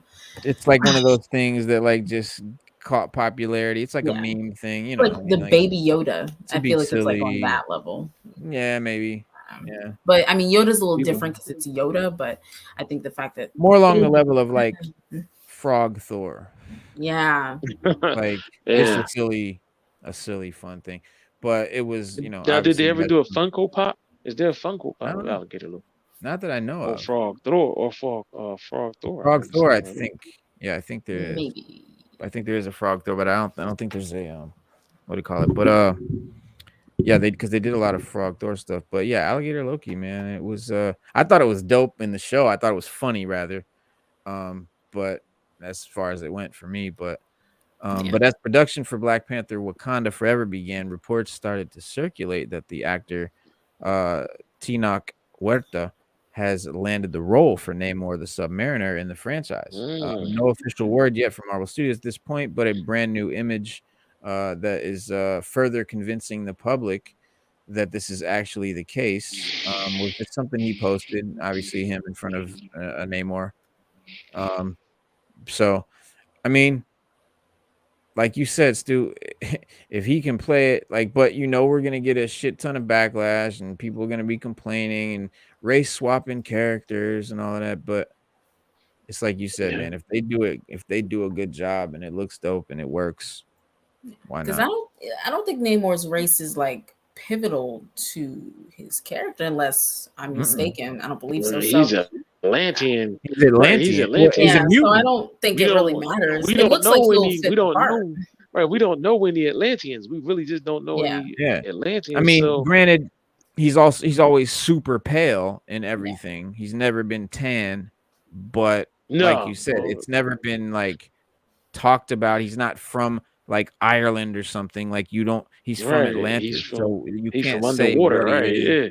Yeah. Right, you can't say what nationality is because he's Atlantean. Exactly, he's from Atlanta. It looks like the guy will fit the part, so I'm here for it. Yeah. But announced during San Diego Comic-Con 2019, director Ryan Coogler returns to the helm after the critically acclaimed Black Panther film. Plot specifics for Black Panther Wakanda are still tightly under wraps, but its original narrative was reworked after the untimely death of Chadwick Boseman. with the idea that it will honor his legacy. So, but the rest of the cast from the first blockbuster is all confirmed to reprise their roles, such as Danny Guerra for Okoye, and Letitia Wright as Shuri, Angela Bassett as Ramonda, Martin Freeman, Everett Ross. But as part of the MCU's sub-franchises expansion, it will also expectedly introduce new characters in the movie, and one of them supposedly is Neymar. So we already talked about Riri Williams and Shuri, but yeah, Neymar. The aquatic anti-hero is reportedly going to be played by Huerta, who now fuels fan speculations with his latest Instagram posting. The actor shares an image of Benito Juarez's sculpture in San Juan, Puerto Rico. According to production reports, Black Panther Wakanda Forever is currently filming in the same location. But that was that's not really a thing about Namor, but it's currently uncertain what scenes Black Panther Wakanda Forever is filming in Puerto Rico. But rumor has it that they're for flashbacks. And assuming that's the case, however, it's safe to say that it's related to Namor, and the reported Wakanda versus Atlantis war that will supposedly begin in the sequel. And it's worth noting that Avengers Endgame hinted that there's a conflict between Atlantis and Wakanda, which in the comics there is, and it's a big thing, and it's inevitable. I think they should definitely be doing that. And it sounded like, it's been going on for years in the Endgame, in the MCU, but it's possible that the tension finally culminates, resulting in a full-blown battle. And it's also worth noting that several set images have supported the claims that Namor and MCU's Atlantis will debut in Coogler's upcoming Marvel Studios project, further convincing fans that there's merit to this hearsay. But aside from Namor, Black Panther, again, is also going to have Riri Ironheart, and also is played by Dominique Thorne. And the actress is set to star in her own Disney Plus series as she essentially becomes Iron Man's successor in the MCU. Before that, her entry point into the bigger MCU will be through the Wakandans. But set images have hinted that she will share scenes with both Okoye and Shuri, although it's uncertain if fans will see her suit up in the film. If this pans out, it means that the sequel will debut two important players in the MCU moving forward. But what do you guys think about her suiting up in the movie? Do you think they should save the suit up for her own show, or should they give us the suit now and make us want to see the show? Save it. I think they should come out with a. I think they should come out with a character collectible toy that we can collect, because there's not many female character collectibles out there. That's true. And then that'll get us hyped for the movie, and then we'll keep it moving from there. Yeah, but I don't think she should suit up in something that's not centered around her. That payoff, I don't think it'll work. No? I mean, I think it would definitely entice people to want to see the show in a way, but and also I fear Marvel doing what they've done so many times in the past and having a series where they don't even wear the costume until season 2. Yeah. Oh, like I'm gonna be honest with y'all, and Wolverine never wore Wolverine. Yeah, Wolverine and Iron Fist was probably. I believe Marvel got death threats on those two. I really do. Because a lot of people wanted to see. But here's the dumbest thing: they showed the ancient Iron Fist with the costume on, full blown, and everything. But they would never put the guy that played Danny Rand in that costume. We never got that. We never got why he did that. Nope. And then Wolverine, they didn't even try. No, they didn't come close. They gave us his suitcase and took it away. Yeah.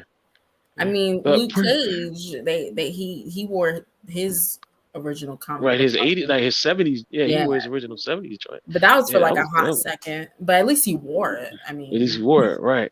Yeah. But when you think about introducing Namor, I mean, I like that, man. I like that. I think it'll work. Yeah. For that. Namor's a dope character. And Namor's a dope character. He's actually really arrogant, and it takes a lot to take him down. Well, I'll be mad if they don't. I'll be mad if they don't talk about him being a mutant. Now that they've got mutant rights, I mean, he's the first mutant. Like he's the first. It would make sense, Reno, because he's an Atlantean mutant hybrid, Atlantean human mutant, but he's Atlantean, but he's a mutant. He has the mutant. Yeah, gene. human. Yeah, he's Atlantean. Yeah, but he's in the comics they refer to him as an Atlantean human mutant hybrid.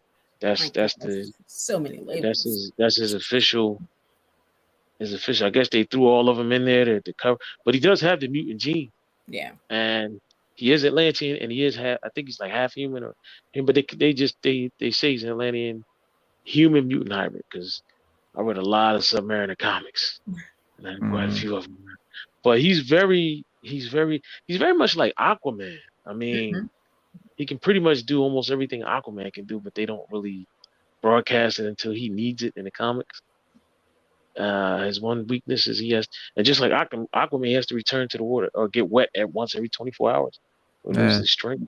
Well, like Neymar, it's the Atlantean / human hybrid thing is they here, buddy, get on the mic. You want to hop on the mic? Go ahead. But yeah, characters. Yeah, he was coming for you, Reno. He was. I know. Characters who are hybrids born from the union of an Homo mermanus and either a Homo sapien mutant, human, or Homo superior mutant. But they're like he's Atlantean mutant. There's also Atlantean human, but they're called Atlantean human hybrids. But there's also the Atlantean mutant hybrid, which he is. But again, this would be like the third or fourth even character that is a mutant in the comics, but would not be a mutant in the MCU. But now that we have the rights back, for the mutants, I can't imagine them, hiding his mutantdom. You know what I mean? But he's half human, half Atlantean with a host of special powers. But he's mutant. Marvel's Namor. It says he's the king of 7 seas, sits on the throne of Atlantis, but has long been characterized as one of the universe's first mutants, making the situation rather confusing. Born to a human sea captain and a princess of the undersea kingdom of Atlantis, Namor is definitely a human Atlantean hybrid. Due to his maternal roots, Namor can breathe underwater. Can mimic sea life, can use sonar, has superhuman strength. His ability to breathe on water and land, as well as his pink skin, differentiates him from his blue-skinned Atlantean brethren, who only breathe water. Those surface-dwelling traits can be attributed to his father. The one feature that makes Namor completely unique are the wings on his ankles that allow him to soar through the air, so he can fly. But while this makes him different, it does not necessarily indicate that he's mutant. Namor has a very long. Okay, this is a typo, but mutant has a very long with Marvels and X-Men. As early as X-Men Volume 1, Number 6, Professor Xavier and Magneto both suspect Namor has mutant origins and both attempt to recruit him for the Brotherhood and the X-Men. After a brief stint with the Brotherhood, Namor rejects Magneto's ways and returns home. In later years, mostly due to a relationship with and subsequent pact with Emma Frost to protect mutant kind, Namor would join the X-Men, serving as a member of their heavy-hitting Extinction Team, which was intended to battle global threats. But before ending his tenure with the X-Men, Namor became host of the Phoenix Force. And while not an honor exclusively reserved for mutants, the Phoenix tends to favor mutant hosts over others. But he even joined Jean Grey and her team of mutants and allowed them to make use of his Atlantean resources for a base. Despite his history with the X-Men, Professor Xavier recently approached Namor to join with the mutant nation of Krakoa, an offer that Namor unequivocally rejected. So if you've been following X-Men or mutants since 2019, they now live on the island of Krakoa, which is actually a mutant itself. And all mutants, whether they've been bad guys or good guys, are welcome and encouraged to come and live on the island of Krakoa, where they have international sovereignty, They are under no laws of any men in the world, any humans in the world, and they've also figured out. They've also grown 3 what do you call it? Plants on the from that are strictly only on the island. They come from the island itself. That they've been able to make 3 drugs that the humans need so badly that they granted them sovereignty. Like one of them extends life, one of them cures mental illness completely, and one of them like cures any disease or cancer or some shit. Yeah. And so, but the question is Namor mutant or Atlantean? And the answer is that he is both. There is no denying the Atlantean genetics from his mother, even though his hybrid origins are confusing. His abilities are beyond those of humans and Atlanteans. The professor, Xavier, who literally possesses mutant finding machine, Cerebro, suspects you are a mutant, then you are most likely a mutant. Additionally, Namor's willingness to fight alongside the X-Men, despite his undying allegiance to his Atlantean subjects, indicates that he himself is aware that he has some obligation to mutant kind. But with Namor and Atlantis rumored to appear in the MCU Phase 4 along with the X-Men, the question truly remains is, will the MCU portray Namor as mutant? And that is the question that I was asking. And so let's, my fingers are crossed that they will retain, that he will retain his mutant status, his mutant. I just want him to keep all his abilities, Yeah, because Namor is very durable. He has longevity. He's fireproof. He has the wings on his ankles that helps him fly. Remember, they got ripped off, and a few years back, well, a long time back, and Reed Richards was studying them to see, I guess he wanted to see what made it, but he claimed that they helped him also breathe underwater. Like go deep, like breathe, like real, like where he would go deep underwater. They'll help him breathe like really deep. But I was upset when they took the wings off his ankles, man. I want the wings. Yeah, it's kind of weird. Yeah, I do too, man. Like little wings on your ankles making you fly, like that doesn't even make sense. That's what's so dope about it. That's so dope about it. Right, but that's comic book. No, and trust me, I'm not.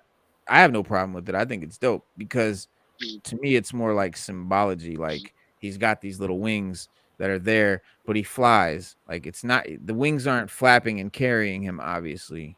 So it's more of like the symbol of Mercury, the god, the messenger god. Dope.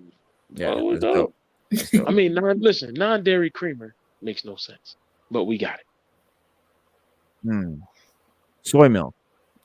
And nobody knows exactly. Right. And there's 2 things in this world that nobody knows exactly how they work, and that's microwaves and non-dairy creamer.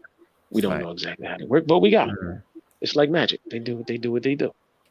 And they've never found a teat on a soybean.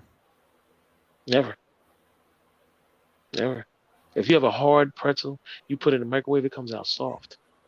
That's dark magic. Dark magic. Dark magic. Saving people's teas around. Exactly. Nobody knows how it works. Just like nobody knows exactly how Namor's wings help him fly. We just doesn't matter. It doesn't matter. Some things you don't need to explain, especially with comic examples. Right. You gotta do it. And sometimes you just think shit is sweet when it ain't. Yo, where'd you get that? I was dying, bro. I was rolling, laughing for like half an hour. Broke his ankles and everything. Look, his ankles broke. He just broke him. He just look at it. Frosting. Wow. I mean, oh, you thought shit was sweet up here.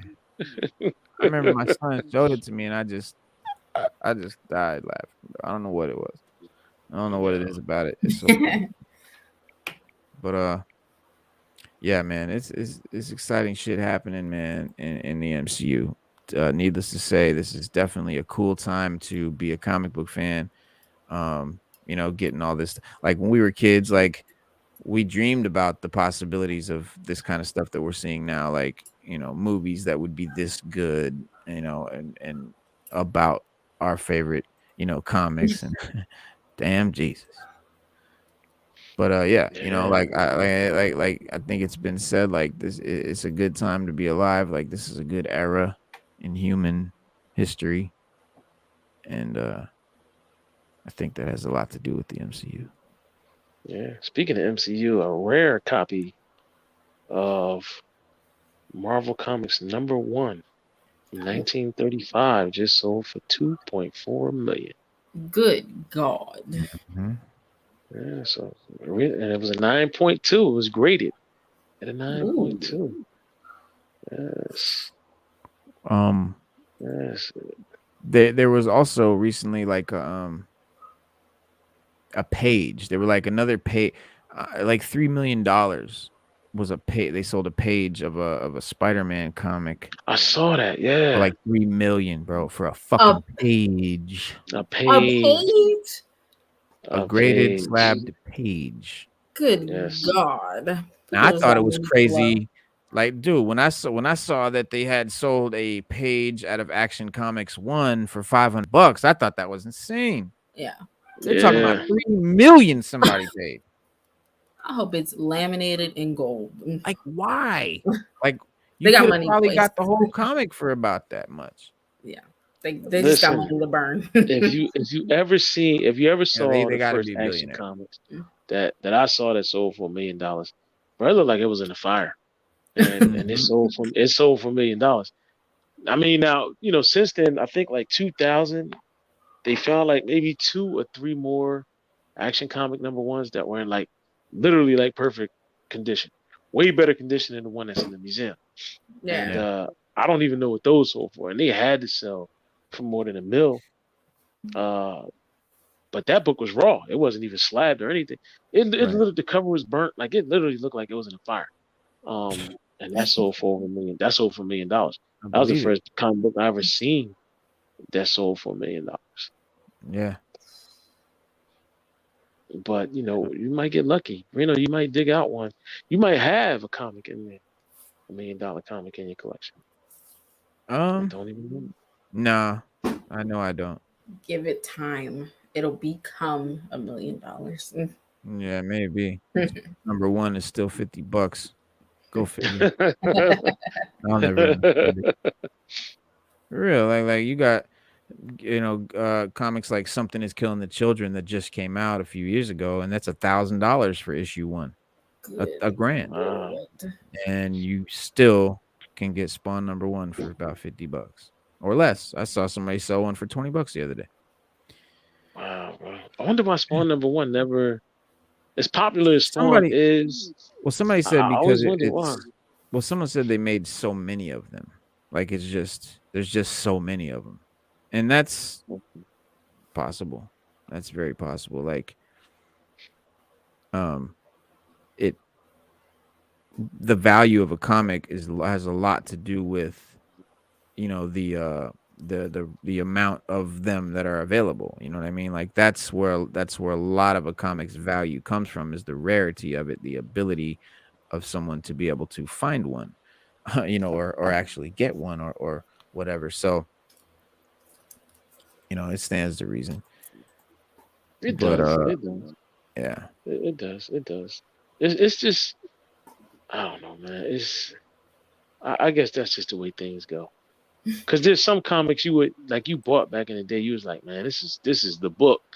Like this is, and then we get here now in the future, and we like, I'm still waiting for it to jump over the wall. It just didn't. I mean, it has personal value for us, but for the comic book collector community, it's like, yeah. Yep. Where is this thing? I'm trying to get you guys the picture I took with what's his name? All right, there it is. So why can't I see it? There it is. Okay. Download.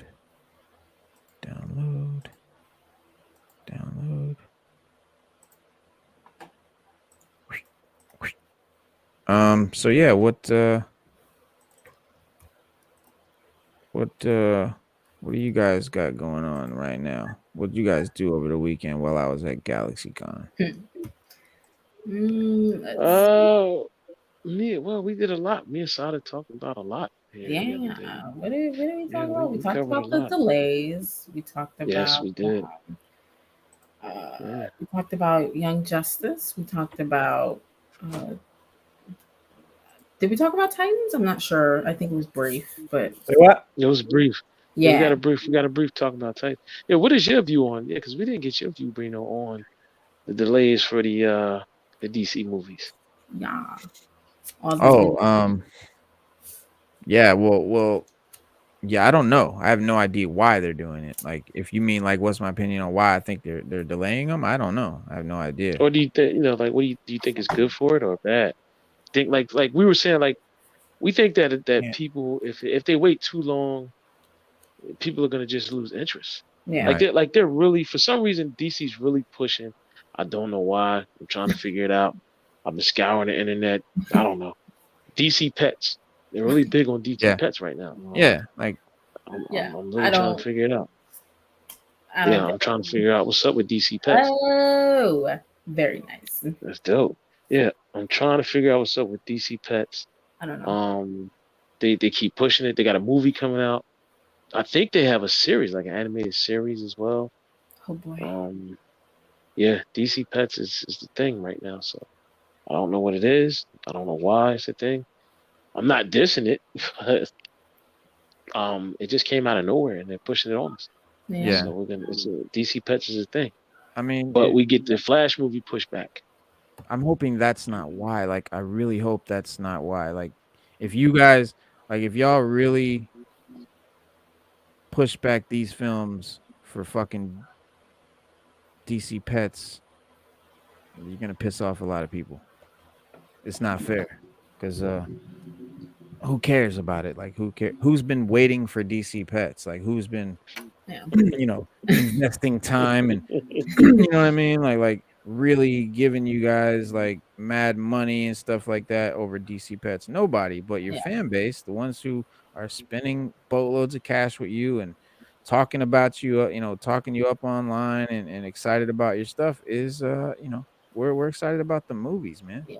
And that's why the Flash delay annoys me so much, because that's the biggest thing they've been promoting outside of, alongside Black Adam and the Batman. That's the only piece of footage out. Those three are the only movies where we have footage for. We don't have footage for Aquaman. We don't have footage for Shazam. Yeah. Nothing. So or Flash. Yeah, I mean, we have the teaser for Flash, and now it's getting pushed. So you built up excitement, and now people gotta wait. So not fair. Not fair at all. Well, Slade says I like DC Pets. That's good. I like some of the DC Pets. I don't know about the whole movie. I mean, but I like them. I mean, yeah, I didn't even know they had pets until the other day. Oh, yeah. You guys are telling me. Like, I was like, really? They've got like. Not only do they have pets, but these pets have like character names, like they're actual characters. Like that's a very DC thing. Marvel does not have. We do not have that. I say, but yeah, Marvel don't have that. But yeah, this is me and Mr. Esposito and my son. There he is, Moff himself. But he was a cool dude, man. Like he really, he really chopped it up with us, and yeah, it was cool. Man, I would like. There's the DeLorean. Is that a DeLorean? Oh, wow, that's dope, man. And you saw this on the live show. Like I showed you they had the shoes and the jacket and the almanac. Yeah. Did you get to put the shoes on while you were in the DeLorean or not? Hell no. Hell no. He wasn't letting people wear the shoes. Nike did us dirty. They bought those shoes out, and they bought like a limited run. They sold it to charity. Yeah, bro, they should have just put them out. They should just put them out. Let us all go. I'd pay like $200 for those. They were dope. They put out a version. They put out a version of them, but they're ridiculous. I mean, they're not even. I don't even know what. I guess they're inspired by them, but they don't look anything like them. They just happen to have like the same colors. They call them the Back to the Futures or whatever. But nah, I mean, we've been wanting them shoes ever since we saw the movie. Ever since he put his foot in that shit and the laces went zoot. I was like, need those. Oh shit! Can't wait till 2015. Yeah. But shout out Slade Wilson. No, I do not, sir. I do not have a Flash collectible. But not for lack of trying. Wait a minute, whoa. Not for lack of trying. Yeah, 25,000. Oh my god, no. That was off by $5,000. Yeah, it's like forget it. I'll look at them. Yeah, exactly. Yeah, more depends who has them. Yeah, I mean, it's hard to find them even, and but DC has a lot of animals apparently. They do. Yes. That's true. Yeah, that's true. You got but Gorilla Grodd. You got Gorilla Grodd. Gorilla Grodd. Well, that's a character. You got Gorilla. You got Gorilla. You got there's a French one. What is his name? I think I know who you're talking about, but I can't remember. Something like that. Yeah. But are those got the one. Pets. Those are characters, right? Yeah, but they're still animals. They're animals, but they're not pets. They got a whole gorilla city in DC Universe. Yeah. Sentient gorillas. Like you know why I know who Grodd is? Because of Batman Ninja. Really? Not because of the Flash? No. That's interesting. Wow, that's it. Yeah, bro. Batman Ninja. Gorilla Grodd is dope. Yeah. He's like a super genius. Mm-hmm. Yeah. Yeah. That's the only reason I know, because Batman Ninja, he creates a time machine, like a time travel device. And Batman and Joker and all the villains get sent back to feudal Japan, where Joker sort of sets up his own fiefdom or whatever. He's like the shogun. It was hilarious. It's a funny. That movie is insane. Yeah, it's cool. It's cool. It's crazy, and like Robin, ballhead Robin and shit was hilarious, bro. I was like, and Batman came out with the shaved pate, like the monk where he shaved the top with a Batman. I'm like, bro, how did he get a Batman symbol on the bald spot? And then in the next scene, like the roof crashes or whatever, and he puts on, and he's got the Batman suit. Next scene, and he has a full head of hair again, like, and no beard. Like the beard's gone, full head of hair in a matter of seconds. So it's obviously it was just for fun, that movie, but it was cool. I liked the designs. Hated the Joker voice though. Oh yeah, no, horrible. I couldn't get into it. Ow. Yeah. Horrible. Ooh boy. Yeah. Mansour Mala, that's his name. Yes. It's a French name. Yeah, it's a French. Yes. Mansour Mala. Yeah. I was trying to think of Doom Patrol, and I couldn't get his name. Yes, thank you. Yes, Mansour Mala. Yeah. Because he always would be with the brain. He protected the brain. I'm like, sadly, I hate to say it, being a big DC fan, but they kind of fell in love or something like that. Like, we're not going to talk about that. Yeah, we're not going to talk about that. And they eventually was like lovers or something like that. I don't know how you. We're not going to talk about that. We're gonna. That's just I guess it's on the same level of Constantine and King Shark having a thing. We just don't have to talk about it. Right. It's like microwaves and non-dairy creamer. Nobody knows exactly how it works. So we'll leave it. We'll leave it at that. I don't even want to touch that one. What you got? But moving on to Gorilla Grodd. Now we can talk about Gorilla Grodd all day. I like the concept of Gorilla City. But you know what? But Reno, we talked about that before, Asada, how Marvel and DC, they kind of borrow things from each other. Mm-hmm. Like, all right, like you got Wakanda. And Wakanda is like this super advanced city. They got a cloaking device. You don't even know. You can't even see it from a satellite or a map. Nothing. Right. Gorilla City is the same thing. Yeah. It's invisible. You can't detect it. They're a super advanced city with gorillas, with sentient gorillas. Like they're more advanced than man. Like they're like their version of Wakanda. Like that's DC's a terrible parallel. I don't like that. I know. That's what it is. I think they both work in their own right. So okay. Well, and like we just talked about Neymar. That's Aquaman. Yeah. Straight up like parallel right there. And then obviously you got Wade Wilson, right? Mm-hmm. Yep. There's always Yeah, they do a lot of that stuff. Because like in that mythology in the comic book superhero world, there's only so much like stuff you can do. You know what I mean? Like eventually you're gonna be doing some similar shit. Like there's always like an alien bad guy or like a wizard or something. Thanos, You know? Dark Side. Yeah. Exactly. That's true.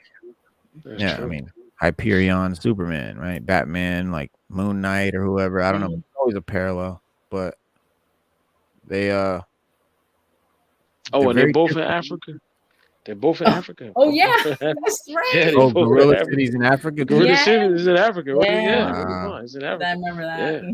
And it's invisible, just like Wow. I wonder which. So, which one came first, though? I feel like that's my question. Side like, yeah. I feel like if Gorilla City came secondly, that's not cool. Yeah, either way you look at it, it's just not the way they should have gone if you really look at it. Yeah. Oh boy. But you know, it was a different time. I mean, yeah, it was. It was. I mean, look, Stan Lee said in an interview, he was like, and when we made Black Panther, we made him. He's not like how you would expect a black character to be. He was intelligent. And I'm like, bro, did you fucking hear what you just said? Like, he's oblivious to it.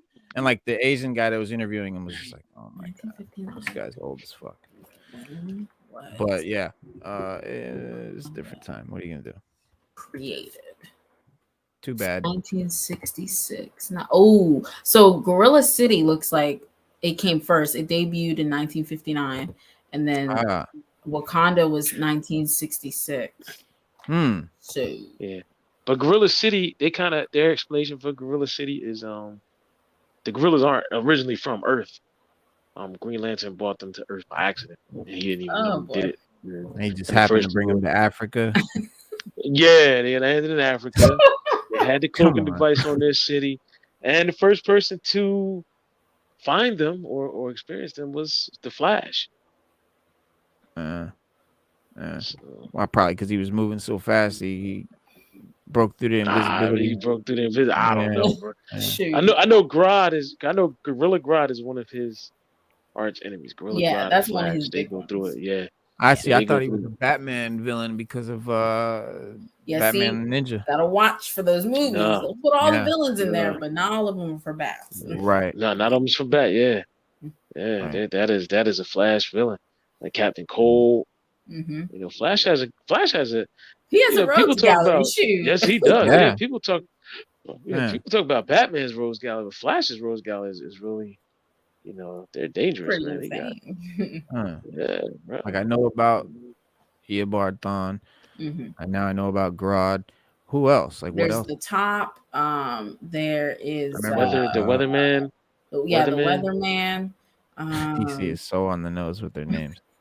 Whatever it is. I don't. Is his name? Whatever it is, or is it someone else? I feel like that's not his name. I don't know, but I can't remember. It's Weather Wizard. Weather Wizard. Weather Wizard. Yes. Okay, it's a little bit more clever. Yes. And he's got someone that freezes him too.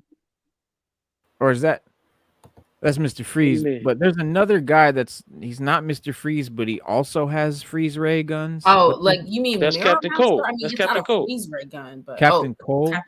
Captain Cold. Yeah, that's Cold. Yeah. Does he wear like a hoodie, like a furry hoodie, and like goggles? That's Captain Cold. Yeah. Right, that's Captain Cold. Yeah. There's Mirror Master. He's another big one. Mirror Master. You got what's the guy that was in There's the Trickster. There's the Trickster. The guy that was in the Captain Boomerang. Oh, Captain I'm sorry. Boomerang. Yeah. Piper, the Trickster. The guy that was the Top. The Top is the Top. That's the one I said. Yeah, the Top. Right. Abracadabra. Heat Wave, because Heat Wave and Cold, they went together. Golden Glider, because Golden Glider was in the series. Flash has some weird.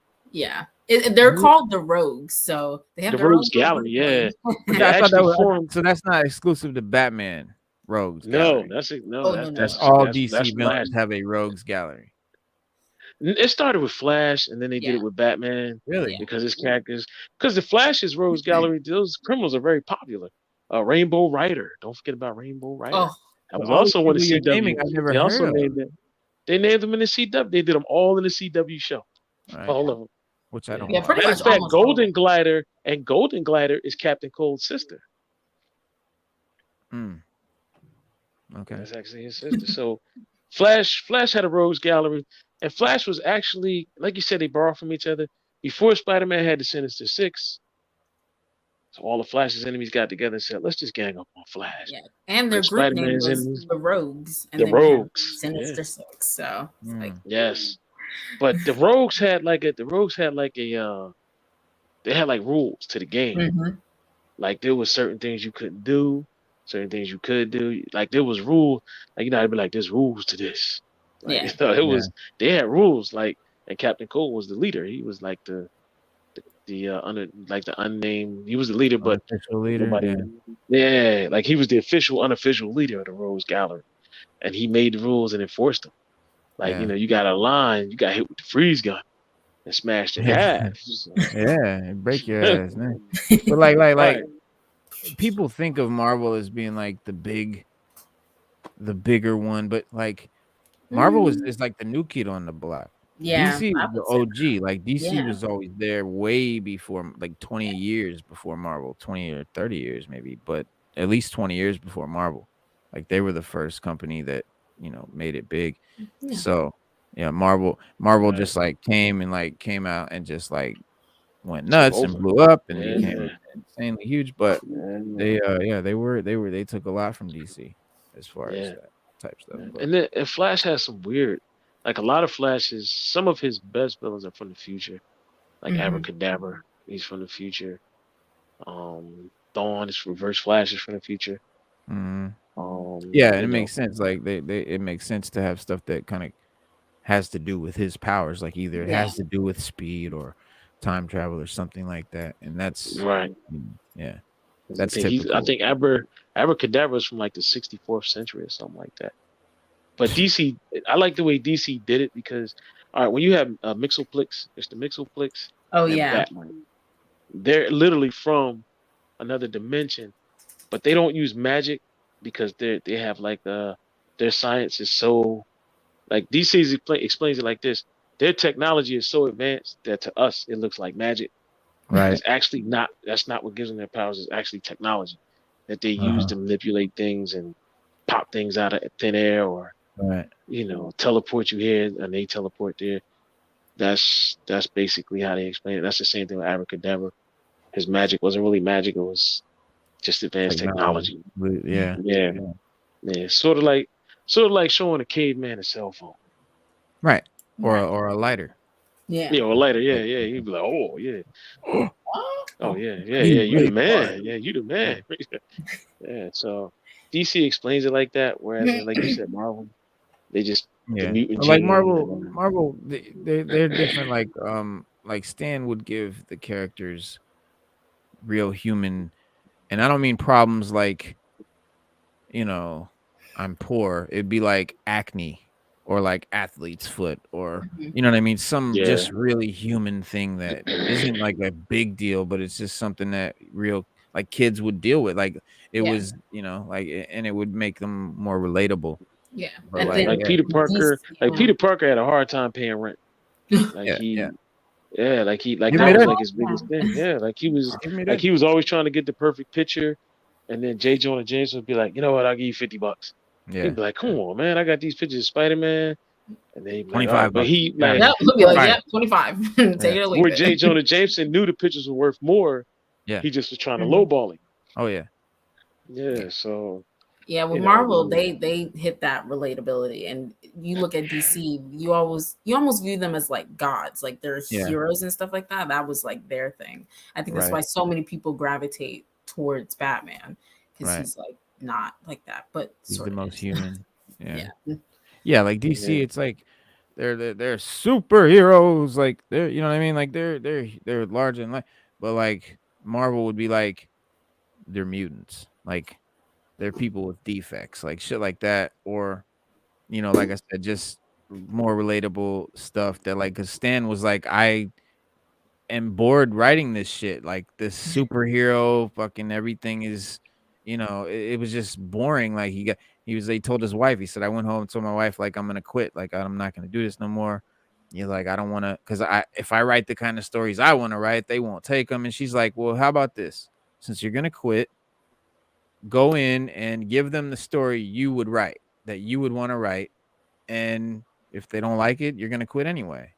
And if they love it, well, maybe then you'll have a job you love. And he did it. And thanks to that, Marvel was born. That was, so I think he did Fantastic Four. Was I think what the comic he wrote. Or I think it was Fantastic Four. But yeah, I have to double check. Don't quote me on it. But yeah, that's his story of, how he made Marvel what it was. Oh, for real? I never knew that. I just thought, I thought he had the company and he just had some bad times, some good things, just blew up. Yeah, when Jack Kirby came on board, they really blew up. He was working for, I don't know what it was called, but he was working for whatever comic company, and yeah, he was gonna quit because he's like I said, he was bored with what he was writing, and he wanted to write more. He wanted to write stuff that was more relatable and more dramatic, had characters with problems, that weren't infallible. They weren't they weren't Boy Scouts. Like he wanted to make it, make the characters more human. And but he's like, that's not comics. The publishers, they'll never go for it or whatever. And his wife was like, all right, well, since you're gonna quit, go turn in the story you want to turn in. Fuck it. And he did, and they loved it. Whatever it was, they loved it. It sold off the shelves. It was crazy. So that was get out of here. Yeah. Yeah. Wow. Who are your guys' favorite mutants? Well, mine, everybody knows, is Wolverine and Cable. Iceman. What about you? Iceman? Iceman and the Hulk. He's not a mutant. I just like the Hulk. I just like the Hulk. Shout out. Yeah. Mutant was I would go with. I'd probably go with Cable. Cable and Iceman. Probably my favorite two mutants. Or Apocalypse, actually. Definitely. What's it called? Mystique and Wolverine. Yeah. Nice. Yeah. Mystique. Mystique and Wolverine. Yeah. I love Mystique. Wow. I don't know what said it is. Cable and Wolverine, and you said Apocalypse and Iceman. But Iceman, yeah. I mean, but like my favorite villain. Oh yeah, Magneto and Apocalypse for sure.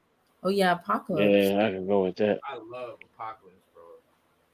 Apocalypse is one of my favorite characters. Was that their answer to Darkseid? No, it wasn't. Huh. Pretty dope. It's a 4-part miniseries. This is about Apocalypse, the history, like when he was in Egypt. Ooh. Like before, like this was, before he was Apocalypse that we know. It's called Rise of Apocalypse. Nice. And it is dope. And it's all like mad Egyptian like imagery and shit. Like it's dope. Oh, that's nice. Yeah, it's gorgeous. Yeah, that's dope. Yeah, that is dope. I love the colors. Yes. Yeah. Yeah.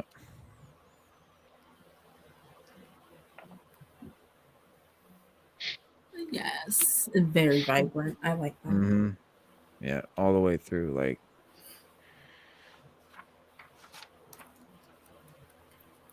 ooh. Yeah, and this is I think the first time like he like grew in size real big and shit, because Apocalypse, just like Darkseid, can change his manipulate his size. Yeah. But he finds, well, they had this crash landed ship.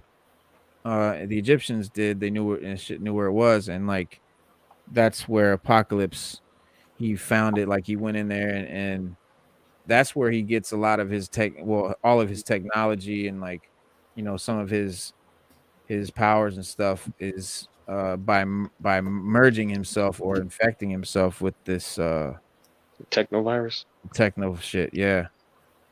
Yeah. And yeah. So a storm is coming, and it is apocalypse. That's dope. Yeah, it's great. Favorite mutant team, X-Force. And favorite non-mutant characters. Wait, why is my thing? There it is. Favorite non-mutant characters in Marvel Universe. Favorite mutant team, X-Men. Favorite non-mutant characters in the Marvel Universe, Black Widow and Spider-Man would count, right? He's not technically a mutant. He's not a mutant at all. Yeah. Yeah.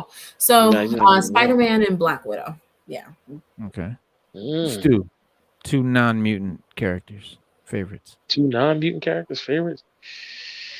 Luke Cage. And Hulk? Daredevil. Oh, Daredevil. Hulk. Yeah. Hulk. I can use. Yes. Can I get Hulk on this one? Yeah, Hulk out, baby. But yeah, Hulk that out, to baby. Be specific, that X-Force, not the Rob Liefeld X-Force per se, but this one where they wore all the black and gray suits. Yeah. It was Wolverine and Rain Sinclair, X-23, Warpath, and like there's a Deadpool iteration. But yeah, her I have figures too. I got her, and I got Wolverine and Deadpool, and that's my favorite Wolverine costume, the gray and black with the red eyes. But favorite non-mutant characters, maybe Iron Man, due to my boy Ghostface, and I'm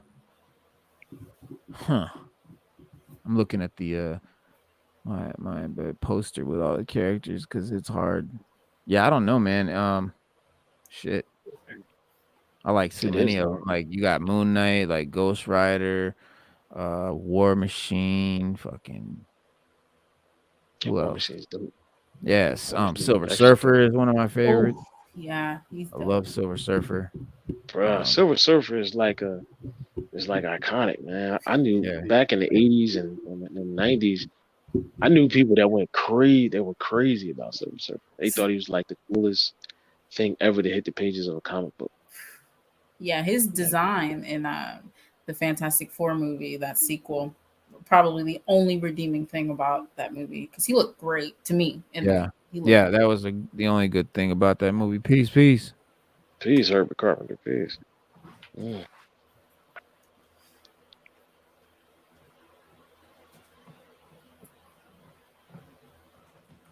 Oh, so beautiful.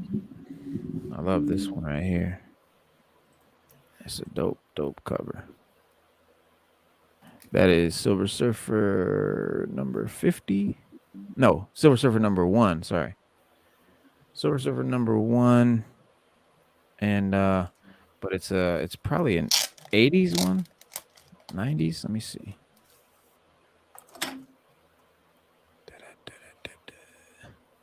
$1982. Wow. Yeah, because I know people swore by. They swore by a Silver Surfer, man. Like, he had to, Remember didn't he have like these orbs he carried or something like? Yeah, it was like they were like orbs, little, like little balls that they had. People were crazy, bro. I know people that were crazy over Silver Surfer, man. Like, had murals on their vans and everything, bro. Like, cars, like. I mean, this is crazy, dude. I haven't even read this one again. I gotta reread this one. Yeah, like I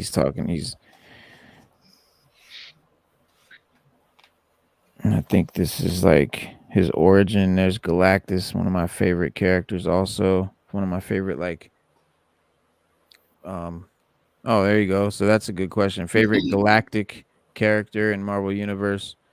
Yeah, I mean, Silver Surfer, Galactus, Thanos. But yeah, probably Galactus. I could go with Thanos. I like I'd say Galactus, definitely. Yeah, Galactus. But Thanos is a close second.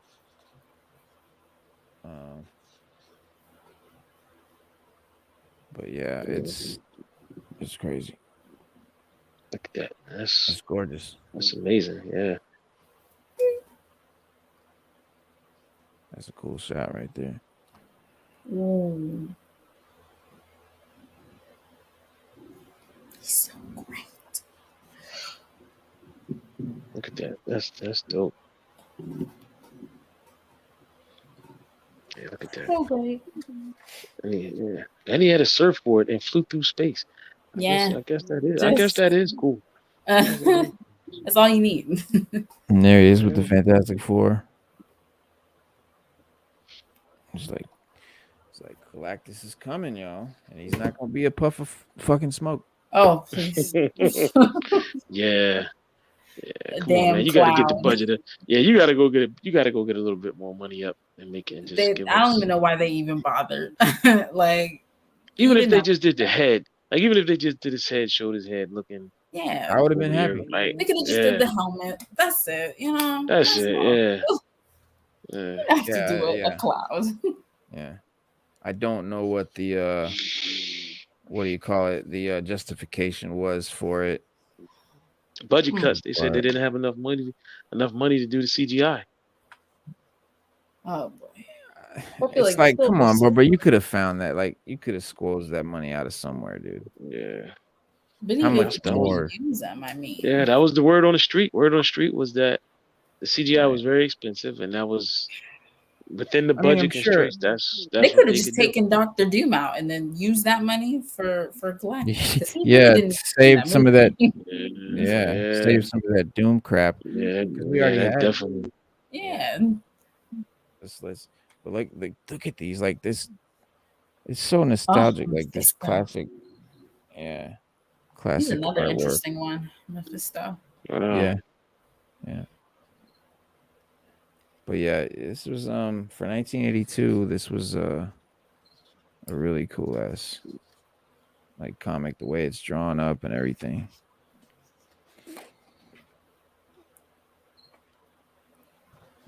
Like a lot of comics back then were like convoluted, like really jumbled. You know, a lot going, like a lot kind of almost hard to like follow sometimes. Yeah, there was a lot going on in a little corner. But they did really good.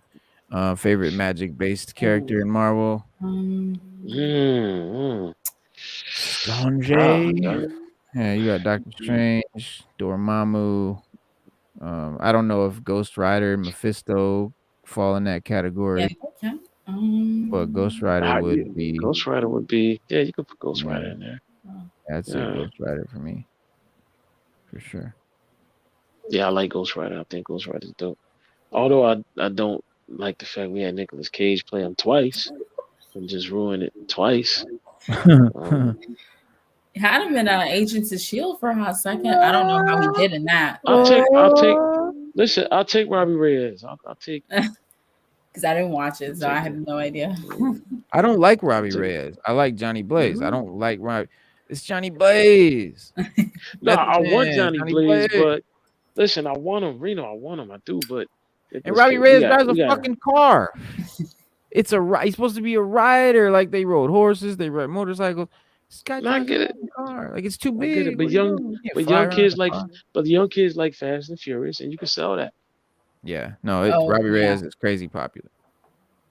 Yeah, you can sell that, man. You can definitely get that off. Yeah, just not my favorite. Nah, he's not my favorite either. But I'll take him. Yeah, he's a dope look. I like his costume. Like I like his costume. This is a new Ghost Rider #1 right here.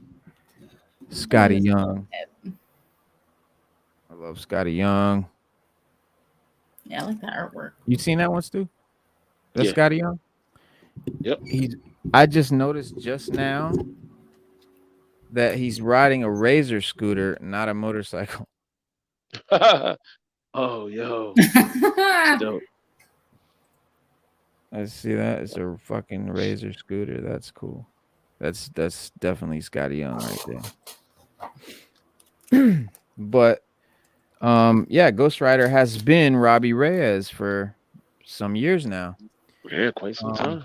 Yeah, but this is a really fat comic. It's a long book. It's got a lot of story, and it's Johnny Blaze, man. It's good old Johnny Blaze on his motorcycle. I have not read it yet, so I don't know what the story is. I imagine it's somehow bringing Johnny Blaze back. Oh wow, look at that. He's got a scar on the back of his head. Oh, he's feeling right there, and there. Where is it? So he's feeling the scar, and then boom, an eye opens up out of it. That's gross.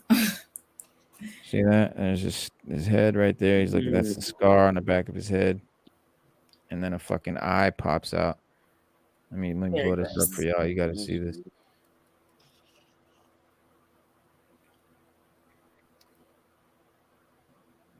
Yeah, that's dope. That's dope. I like it. I have to read that. Yeah, I'm gonna have to read it too. See what that is. See what that's all about. I had to read that. See what's going on. For sure. Yeah. And then the Mutants got a new second. The second Krakoan age begins this month in Immortal X-Men #1. And here's their sort of Last Supper homage with all the characters. The Krakoan, the council and stuff. The main head honchos. Yeah, you got Nathaniel Essex, you got Death, you got Storm, like Colossus, Emma Frost. Yeah, Mr. Sinister, Nathaniel Essex. Professor X, Mystique. I see. Yeah, Kitty Pryde. The guy with the suit. That's Shaw. Yeah, that's Shaw with the suit and the chops. The Elvis chops. Yeah, mutton chop. Isn't he like Vandal Savage? Isn't he something like a spin on Vandal Savage? I feel like I think on who? Vandal Savage, because he looks like Vandal Savage. Was that a DC character? Yeah. I always thought he was like Vandal Savage. Yeah, he's Vandal is pretty much immortal. That's his whole shtick, amongst other things. So would he be like a Constantine character? Vandal? No. No. He's a bit above that. Yeah. It's hard to explain. He was actually he's been alive so long that he was actually a Neanderthal. Mm-hmm. And he's been alive that long. He's a Neanderthal? Yeah, he started out as a Neanderthal. Mm-hmm. Yeah. Damn. That's how long he's been alive. That's how immortal he is. Yeah. Well, yeah, and then there's this crazy scene where some guy, and I haven't read it, so, and spoiler alert, but some guy is running around with a lawnmower, riding over people. There he is. It's like this trail. He like drove over this guy's chest. Nice. Yeah, he's like riding around, pushing the lawnmower over people. Nice. Yeah, real nice. There it is. Yeah.